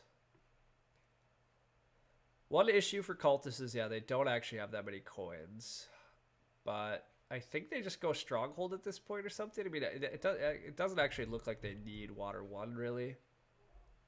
Like, they don't really gain anything from building trading... Oh, they're on the trading post tile, though. Weird. Okay, so actually maybe they probably are going to Sanctuary for Water 1 and then build 2 trading posts. That'll get them up to... They'll be nearly 120, and then they pass, and they just have cults. So, I mean, they're like 150. It doesn't look like anybody else is going to be much above 130 here, but we'll see. Not getting on pass points seals it for Nerdcube. Yeah, that's a good point too. I mean, Nerdcube not getting pass points after foregoing scoring favors is absolute death.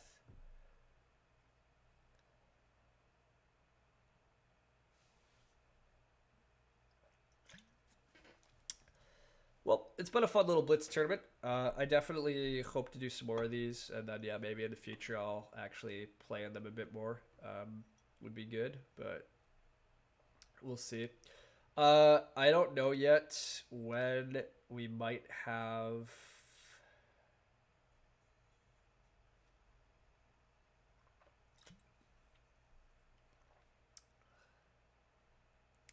not totally sure when I might have all-player commentary. Probably, I guess, Sunday night. And actually, I'm looking at some comments. Probably be a Sunday night all-player commentary again.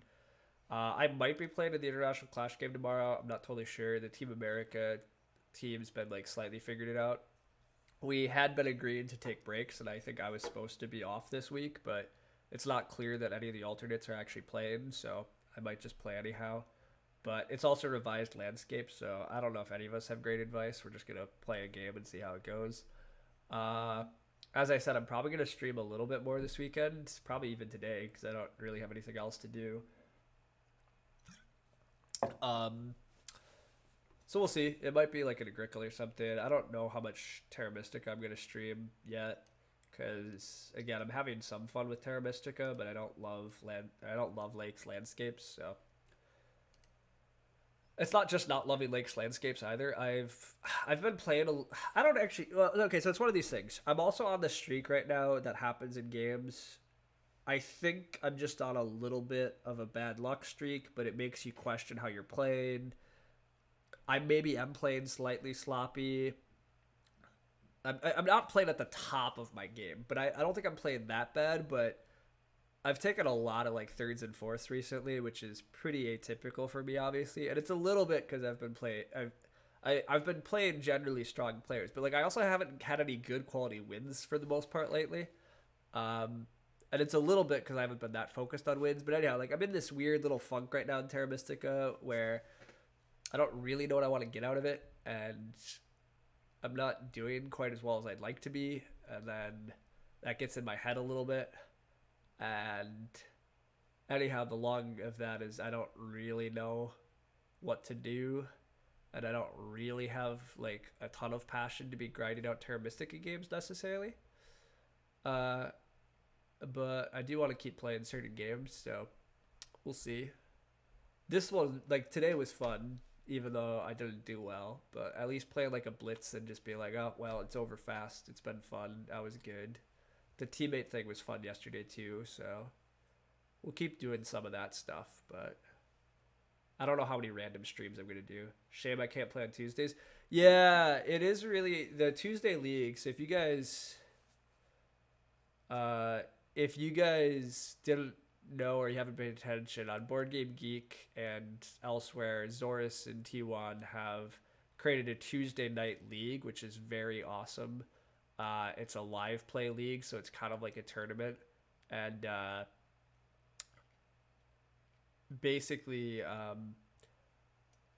you should definitely check it out if you're like at all able to play or interested. I wish I could play, but Tuesday nights is my regular game group, and I don't really want to skip those in order to play more Terra Mystica. But I really like the idea. It's sort of like a TM Tour style system where you'll get grouped into players of your similar skill level. You'll play 4 out of 5 weeks, and at the end of those 5 weeks, the best player is guaranteed to move up, and you've been able to just play some good quality live games against players of your skill level. And I'm sure it'll evolve a little as they run it and play it, and it should just be quite interesting. But yeah, wow, cultists do win all the cults here because nobody else went for a particularly culty game either. I mean, I guess with Alchemist and Fakirs in the game, it should just be obvious that cultists are going to do pretty well, but I do wonder if dwarves were supposed to be able to contest cults a bit better than this. Like, you open with a temple, you have 5 priests that don't need to do anything else. You probably should be able to contest cults a little better, but Fakirs did get pretty rough game here. Alchemist had a pretty rough game. It looks like Bizzle's second with network probably counted, but we'll see. But anyhow, yeah, the Tuesday league's pretty sweet. Oh, hey, I missed this earlier comment. Do you think a gaming chair is a good investment to up my TM game? I don't think it's actually going to up your TM game, but getting a decent like office chair at least is a good idea if you're going to be. Well, I mean, so I work from home now, so I'm in this chair like way too often. So getting a decent quality chair was a good investment because, yeah, like if I think about how many hours I spend in this freaking chair between work and then also my free time, like it's a lot.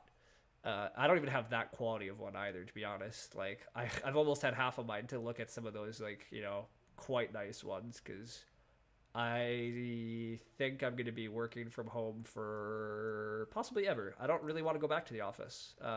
Working from home is great. And so, yeah. But that's a lot of hours I'm spending in a chair. So, NerdCube did surprisingly actually get second here. He was closer to Phaistos than I would have thought. So, his low scoring favor thing could have worked better if the pastels broke a bit more favorably and people attacked the cults a bit better. Logus definitely did lose that fight. Hephaestus was right to just go for cultists. Congrats to Hephaestus. He played a very nice Nomads game against me prior to this. So it is a little interesting to see that the 2 players I faced were first, second here as well. It's definitely cool, but yeah. Logus is saying doesn't know why he jumped to Fakirs. Yeah.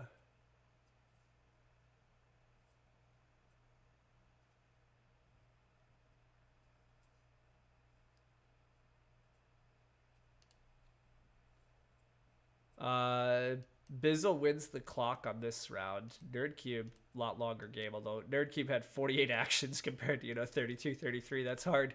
It's hard to win when you're doing that many digs and stuff. That's a lot of extra turns, but fun game. Fun little tournament. Hephaestus wins the first first series. Again, I don't know how many. I don't actually know how often I'm gonna do this, but hopefully I will. Um, Cultist for 30 felt good, even sandwich. I mean, as Logus is saying, I do still really wonder if Logus just rushes these hexes and Hephaestus starts here and here, and the game develops similarly. Even on triple shipping, I'm not totally sure Hephaestus survives particularly well if this is gone, because I just don't know where Hephaestus even gets a town. But we'll see. You like the bullet format? Yeah, bullet is good. Hephaestus is good at these. Yes, Hephaestus is good at these. Hephaestus did quite well in the earlier bullet tournament I played in too. I did win that one. I wish I had saved the VODs from that. That was sweet. But you were watching some shucks earlier. Don't know what that is. They were waxing lyrical about Medina after playing on BGA. I have not played it. Working from home's great if you have a long. I don't have a long commute, honestly. My commute's fine. To be completely honest, I'm about to get my second vaccination soon, and I'm finally gonna be able to get back to the gym. And I have some fitness goals I'd like to be focused on again. And I'm probably gonna start. I'm probably gonna start going to my gym, and I specifically picked my gym because it's close to my work. But I'm probably gonna basically do my work commute every day, just to well, not every day, but 3-4 times a week, so I could go to the gym. And then I'm still gonna work from home. So maybe I need to pick a gym that's closer to home, I guess. I don't know. We'll see. Whatever. That's coming up. But you like the bullet format. If you can make the next one, you're in for sure. It's great practice to get faster. Yeah, it is. Shucks' Shut Ups Downs convention. Okay. It was a virtual expo. Interesting. Yeah, I find the Shut Up Sit Down guy is fine, but I've got to the point where I don't really look to other people's opinions about stuff. I mostly, well, that's not quite true. I prefer to play games if I'm able to, and then I prefer reading things over video formats for almost everything, actually, which is a little weird coming from the guy that creates so much video content now. But honestly, if I'm looking for strategy guides and stuff, I want to go read about it. So, or if I'm looking for like game reviews and stuff, I also tend to want to read about it. So. Part of the problem, though, is most reviewers do not speak about games from the angle of the like competitive gamer that I am. They don't have the mindset or the idea to talk about. Part of the problem is like you can't really speak to a game's worthiness as like, is it worth investing 50 plays in? Does it have some emergent depth and real intrigue? Reviewers don't have time to possibly get to that stage. They never get to that stage in any game. And a lot of gamers don't get to that stage in any game. They don't experience, they can't speak to that thing. And so there's a decent number of people on Board Game Geek that I like follow, that I trust some of their opinions, because they do have some of the similar values that I do that I'm looking for. So I do value their stuff, but that's mostly how I find about games that I'd be intrigued by. Or I just wind up playing stuff. But anyhow, yeah, it was a really fun little tournament today. I'm glad to have organized it. I hope I'll organize it faster in the future, because yeah,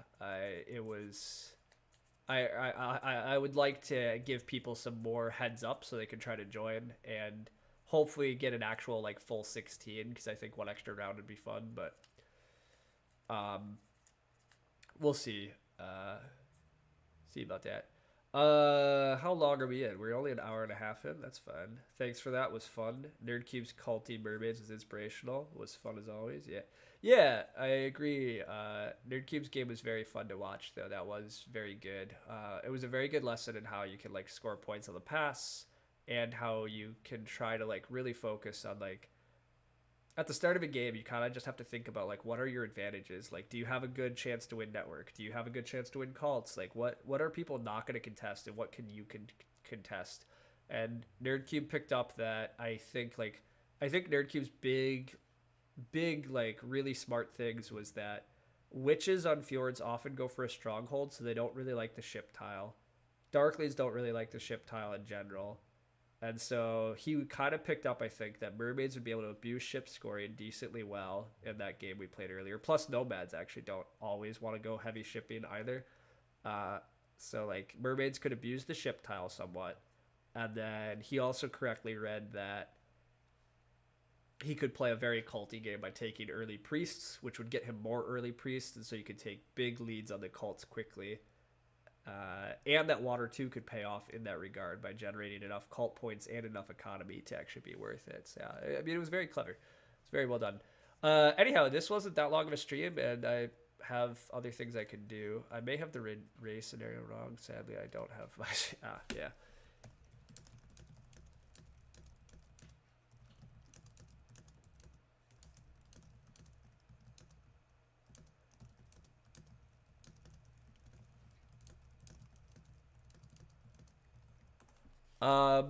Anyhow, yeah, I might stream something here yet. I will take some turns in these games.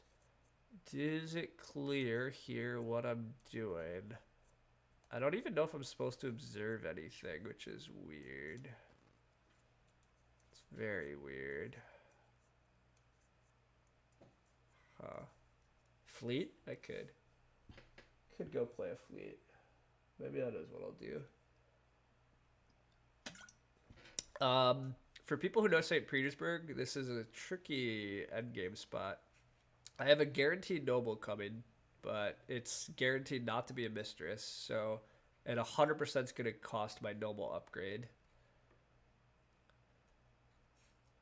Which means I'm never getting another noble here either. Huh, yeah, I think I'm not supposed to use the observatory, which just feels wrong. It means I also have quite a bit of extra money, but I have to pub, so I really only have $8, so this library is useless. I think I just pass and not use my observatory in the final round, but I think that means I do lose then, because Ray is going to play the judge and get to 5.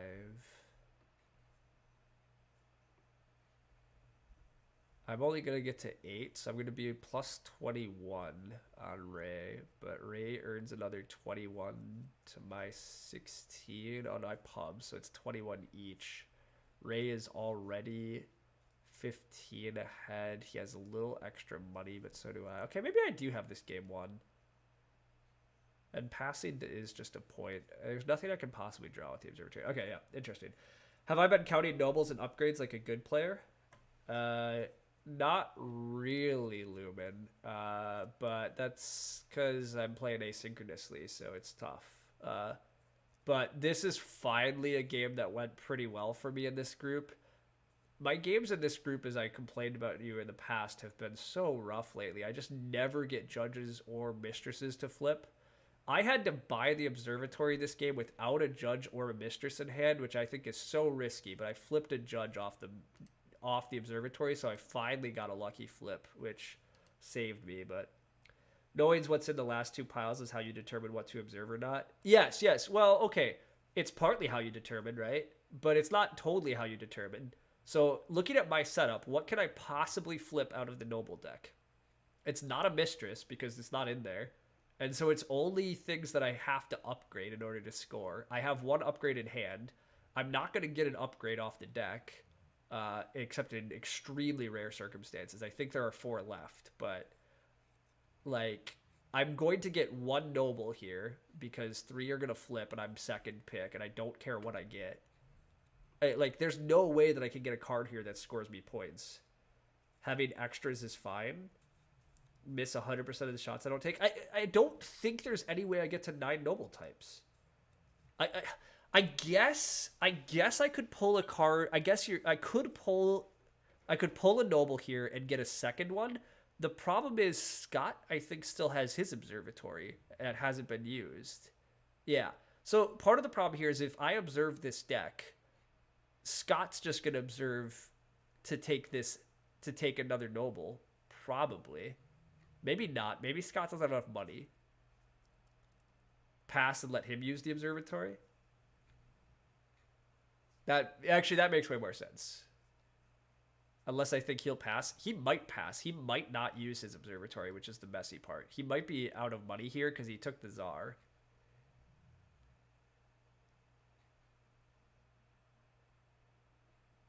I mean, he'll have $40. So maybe he's not out of money. Yeah, okay, he's not out of money.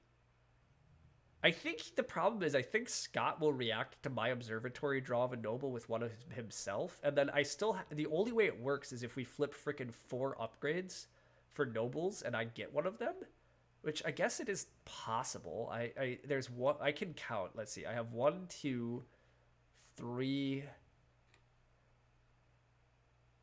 4, 5. Yeah, I know where 6 of them are. So there's 4 in the deck. I guess we could flip all 4. It's not that unlikely. It's pretty unlikely. I just don't know if I need it though, right? I think I'm far enough ahead. Whatever, I'm gonna pass. I spent way too long on this decision that nobody else cares about. We've already lost half our viewers on that, people. What am I doing? Quick careless turn. I don't want to mess around with Provost here. And our Puerto Rico turn. We're shipping. That was easy. Okay. Let's play 1 or 2 random games. Oh, there's also Skull. I could play a Skull quick too. That would be fun. Simple game. Let's see if there's a table of Skull around. Why does everybody play 6-player Skull? It's messy. Sure, we'll play 6-player Skull even though... Oh god, bad reputation. Hell no. I'm out. Our table was a trap.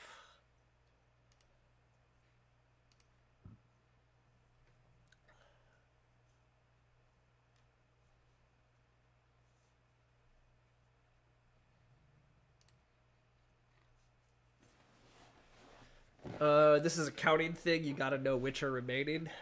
Well, Lumen, I don't want to... Okay, so this loops back to my classic problem in games, right? The problem is I actually don't want to do the counting. I don't find it that fun. And so I just don't want to do that much analysis. I just want to make a decision.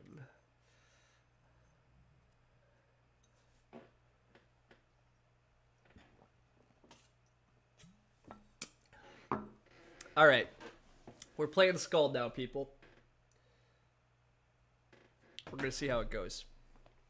It's not that hard. Oh, I agree, Lumen. I could dig through the game log and I could work it out, but I think I have won that game. I think I'm just ahead of... I do me? Yeah, that's fair. I think I'm just ahead of Ray in every scenario anyhow. I don't think I need the 9th to win, so... I'm definitely not increasing the bid here. I threw my Skull down, and if I go 4, somebody else has to go 5. I'm not willing to go that high, so... Although, somebody getting to go for 3 here feels a bit cheap. I really hope somebody pushes to 4. I think 3 is probably cheap. Okay, somebody does go to 4. I'm not even sure there are 4 flowers on this table, but...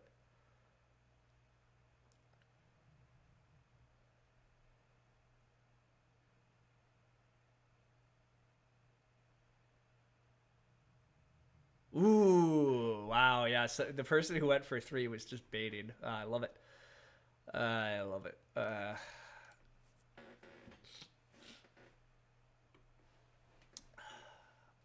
Good times.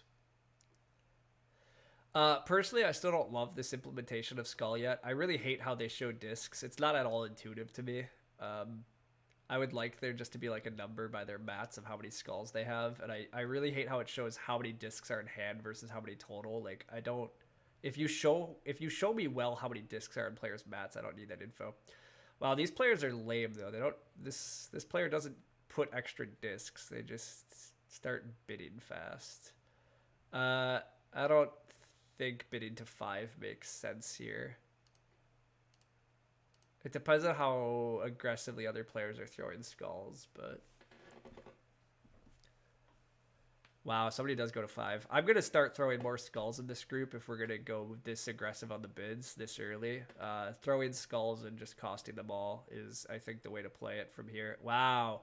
Wow, this player baited again with a 4 call. Okay, that's wild. I am going to throw a skull here. I think these guys bid too aggressively. So I think the way to punish that is to just keep throwing early skulls and watching them suffer. Were I going to join you? What are you playing? See, this is my problem. When I stream, I don't actually pay attention to Discord. Okay, I might join you. What's happening? 4-player Agricola nowish. Do we have numbers? Blah, blah, blah, blah. We would do a Western Trail. Blah, blah, blah. Are we ready? Am I playing? Am I playing Terra Mystica? Not anymore. Is he around?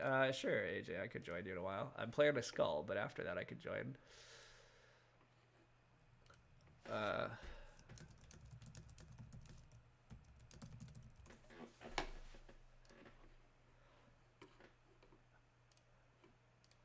All right.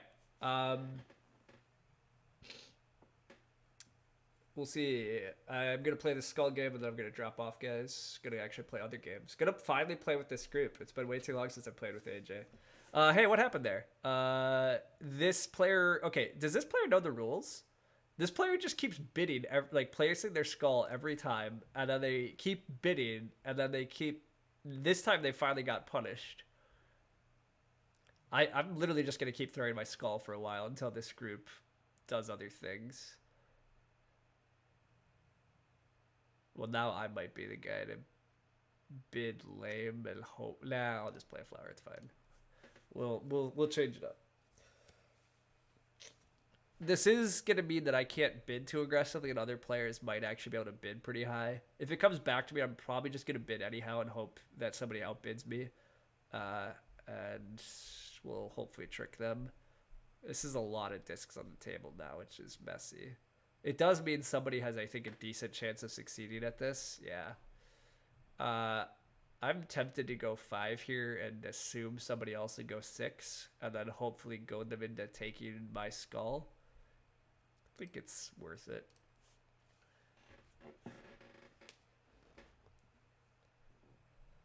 All right, I definitely pass if it comes back to me, because I'm not willing to push much higher than this. But this does seem to be a table that, like, appropriately... I think you're supposed to make sure the bids are fairly high, because you win this game if you just succeed twice. But I do think it means that I should continue to throw my skull fairly aggressively in order to make sure none of them actually succeed at these challenges. God, yeah, 9 discs out of the 12 on the table is pretty aggressive in my opinion.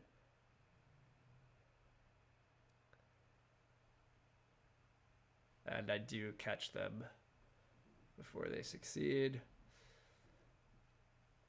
They might start to figure out that I'm throwing my... Actually, they've only seen my skull once. They don't know what I've been throwing. So I've been throwing my skull first, like, constantly. But I'm going to keep it up because this table's just very aggressive in their bids. So I'm just going to keep throwing skulls to punish them. Because, like, yeah, I mean, if you're going for 5 already, I mean, 5's crazy here in my opinion. Like, there could easily be 2 skulls on this table, and you've already lost. And even if there aren't 2 skulls, you have to correctly pick who it's not. I mean, maybe they'll succeed, though. I mean, yeah, there's a skull, though, yeah. Like, I'm still throwing my skull. These players are just bidding way too much, in my opinion. Like, I don't know the strategy a ton in Skull. I've played Skull in person a bit. I think it's a really smart little bluffing, kind of raise your bid game. It reminds me a lot of Liar's Dice, which I love, and I hate the Peruno implementation on this site. So, hey, do I go for 3 and just assume everybody continues bidding aggressively and that I don't get punished?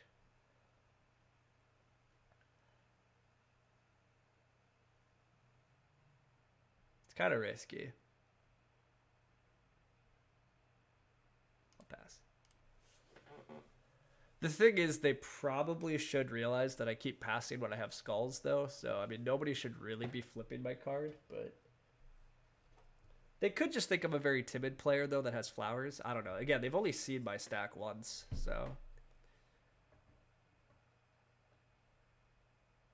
Wow, yeah, we're going up to 4 still. See, 4 still seems a little wild to me, knowing that people have been throwing their skull at this table reasonably often. Yeah. Well, this is why I keep throwing my skull, I guess. Like, I'm getting people. I might finally throw my flower here and mix it up. But yeah. Interested what I don't like about the Peruno implementation. You've only played on BGA. Yeah, so the rule set they use for Peruno, I think, is lame as hell. I'll describe it in a sec. This is why I don't throw my flower. We're already up to 4 again. Like, why did I throw my flower at people? Like, I don't want to go 5 here because I don't trust the table. But I really don't like the fact that I have a flower here. They might actually succeed at 4, I think. Partly because I've actually given them a flower option, which I do not like that I've done. Although the rest of the table's throwing skulls very aggressively. This player has to bid instantly because they only have 1 disc left. So I'm definitely throwing a skull here and assuming they just can't succeed.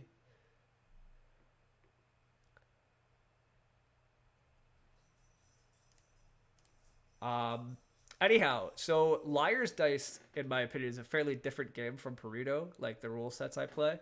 The Perudo implementation on this site, like, is fine if you're into whatever weird thing they do, but, like, I think it doesn't have as much skill as I would like. It's very, like, I don't know. I'm not voicing this well. I don't think there's as much skill or predictability. I think there's some really weird rounds with the way you have to raise and stuff, and maybe it's just because I've learned a different, like, maybe it's because I'm just like, it reminds me of a game I love and I'm just being a curmudgeon about the slightly different rules. But all right, at a certain point this table should realize that I've just been throwing my skull constantly, and yet some of these players are just very aggressive about bidding and they're losing all their discs and they keep flipping my card. So this guy's finally getting away with 3, although it's possible everybody's still just throwing their skull super aggressively. Yeah, everybody's just throwing their skull to knock this player out. So, okay. Well, they've been eliminated. I will actually play a flower finally.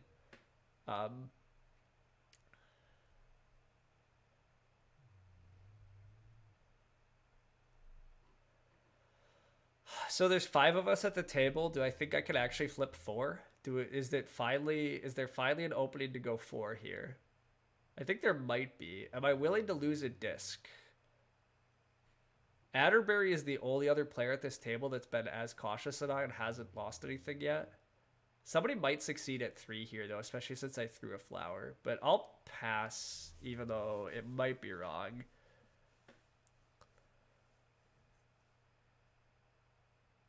Okay, they are going to 4. I feel pretty comfortable that 4 isn't going to win here, but I could be wrong. Yeah, 4 is not going to win. Atterbury's been throwing skulls very aggressively like I have. Mostly because, I think the rest of this table is a little too aggressive, which makes it very hard to win challenges. But wow, hello. Thank you for the raid, guys. We are playing Skull on Board Game Arena. We got all our discs here, and we're hoping for the best. I actually have a flower down for once, so I will bid 3 here. I think this might work. Hello, raid. Hello, everybody. So I know that it claims that I'm playing Terra Mystica in my stream title, but then I played Skull here at the end, so we're about to wrap up, though, but I appreciate the raid. I mostly stream Terra Mystica and Agricola, but sometimes just some other random Board Game Arena stuff. I'm very unwilling to bid 5 here. I think there's at least 1 skull on the table, so I don't want to flip all the discs. But 5 might have actually worked. One of the newer releases, indeed one of the newer releases, there was a skull on the table, so yeah. At this point, like, it's kind of coming down to like a 3-player game, which gets really messy, but the rest of this table is just so aggressive with their bids. This player is the start player and only has 1 disc again, so yeah, I'm gonna throw a skull and hopefully burn him. 2 players are already out, and we're at 3. I can't bid 4. I have a skull down. I'm guessing Atterbury also has a skull down, so I think 3 is just screwed. But we'll see. Atterbury might actually be thinking about this. Wow, they had their own skull in bid 3? What the heck? Okay, I don't know if they actually know the rules or what. But, yeah, this is basically coming down to Atterbury and me, which gets really messy. I think I will play my flower for once and hopefully actually win a challenge this round. Have I listed my stream on your forum thread for streamers? I absolutely have. You should find it there. I mostly play Terra Mystica, but it is listed. I'll throw a second flower. I think that actually gives me some chances to win a challenge this round. Um, yeah, you should see me on the BJ forum thread. I've posted there. It's probably a month back already, but I might have said that I mostly stream Terra Mystica, which is true, but I do play some other stuff. All right, can I do 5 here? I'm assuming that they still have a skull. Atterbury definitely has a skull. And I'm guessing Brian has just flowers. I think there's a guaranteed 3 flowers. I might be able to get away with 5 this round. I might be losing a disc here, but I think this is a good... I think there's a shot that this works. I think there's a chance that Atterbury is doing the same thing I did and actually threw 2 flowers this round, hoping to get a successful bid off. At the same time, he's been throwing skull very aggressively at this table, as have I, so it's hard to say. I think this is still a flower. I'd be pretty surprised if this is a skull left, so I'm going to look here. Wow, they have only a skull left. Well, that's easy. I mean, I won't lose. Nobody's going to lose anything more to that. Oh, actually, they're finished because I revealed that. Damn it, I forgot that. That was actually risky then. I forgot they automatically got eliminated once if you reveal somebody's last coaster to be a skull, they're just eliminated from the game. All right, my skull is under this stack, so I can't really bid, but I don't love the fact that Alf Jerry here, but we'll see what happens.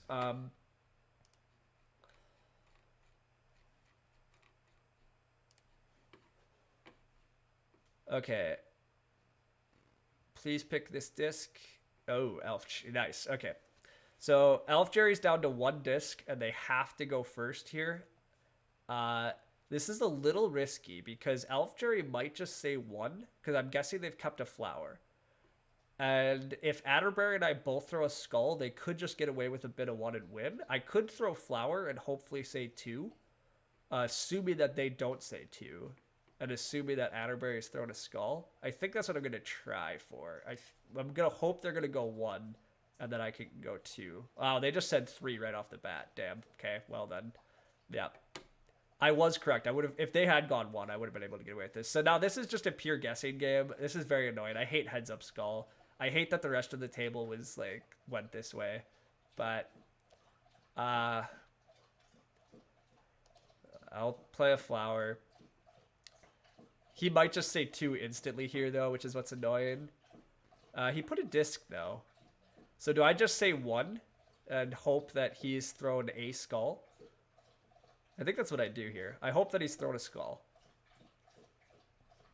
And he might just bid 3, but... And he does just bid 3, yeah. Well done. I mean, he's going to win at this point. At least it's pretty likely.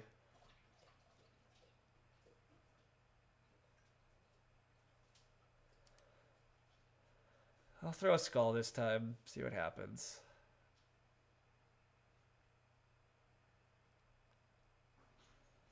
He throws a disc. I think I bid 1 again and see if he screws me. Well, nah. I don't know how to play this. I really don't know how to play heads up skull.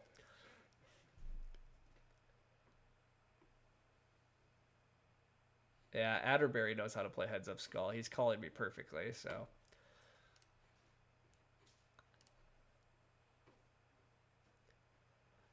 He can abuse me with discs. I maybe should have got rid of my skull. Although if I get rid of my skull and he realizes it, he instantly wins anyhow. Like, I mean, this is such a, yeah, I mean, whatever. I'm not willing to bid. I'm going to add a disc, but I mean, this becomes a big problem here because, and he just bids 2. Yeah, this is like, well, actually, did I put my skull on top? I might have put my skull first, huh? Yeah, I think I put my skull first.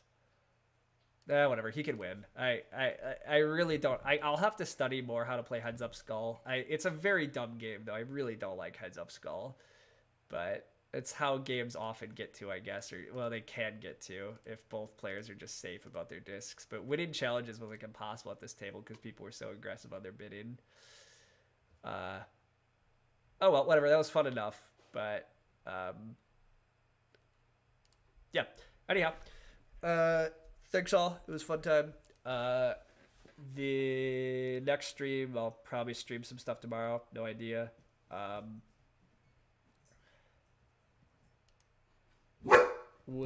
Hey, you're okay. Yeah, I'll probably play some stuff tomorrow though. Not exactly sure when. And the all-player commentary is probably happening Sunday night. Can we see the white dog? What do you mean white dog? It's not a white dog. It's just another dog. It's my sister's dog. But yeah, you did never get to see my sister's dog yet. Okay. All right. Come on, Zelda, Loki. Hi, guys. All right. All right. Whoops. All right. Let's get the puppers in. Zelda, come on. Come closer. Come on. Sit. Both of you sit. Stay. You're supposed to look over here. Hi, guys. Can you say hi? Good puppies. Yeah, good puppies.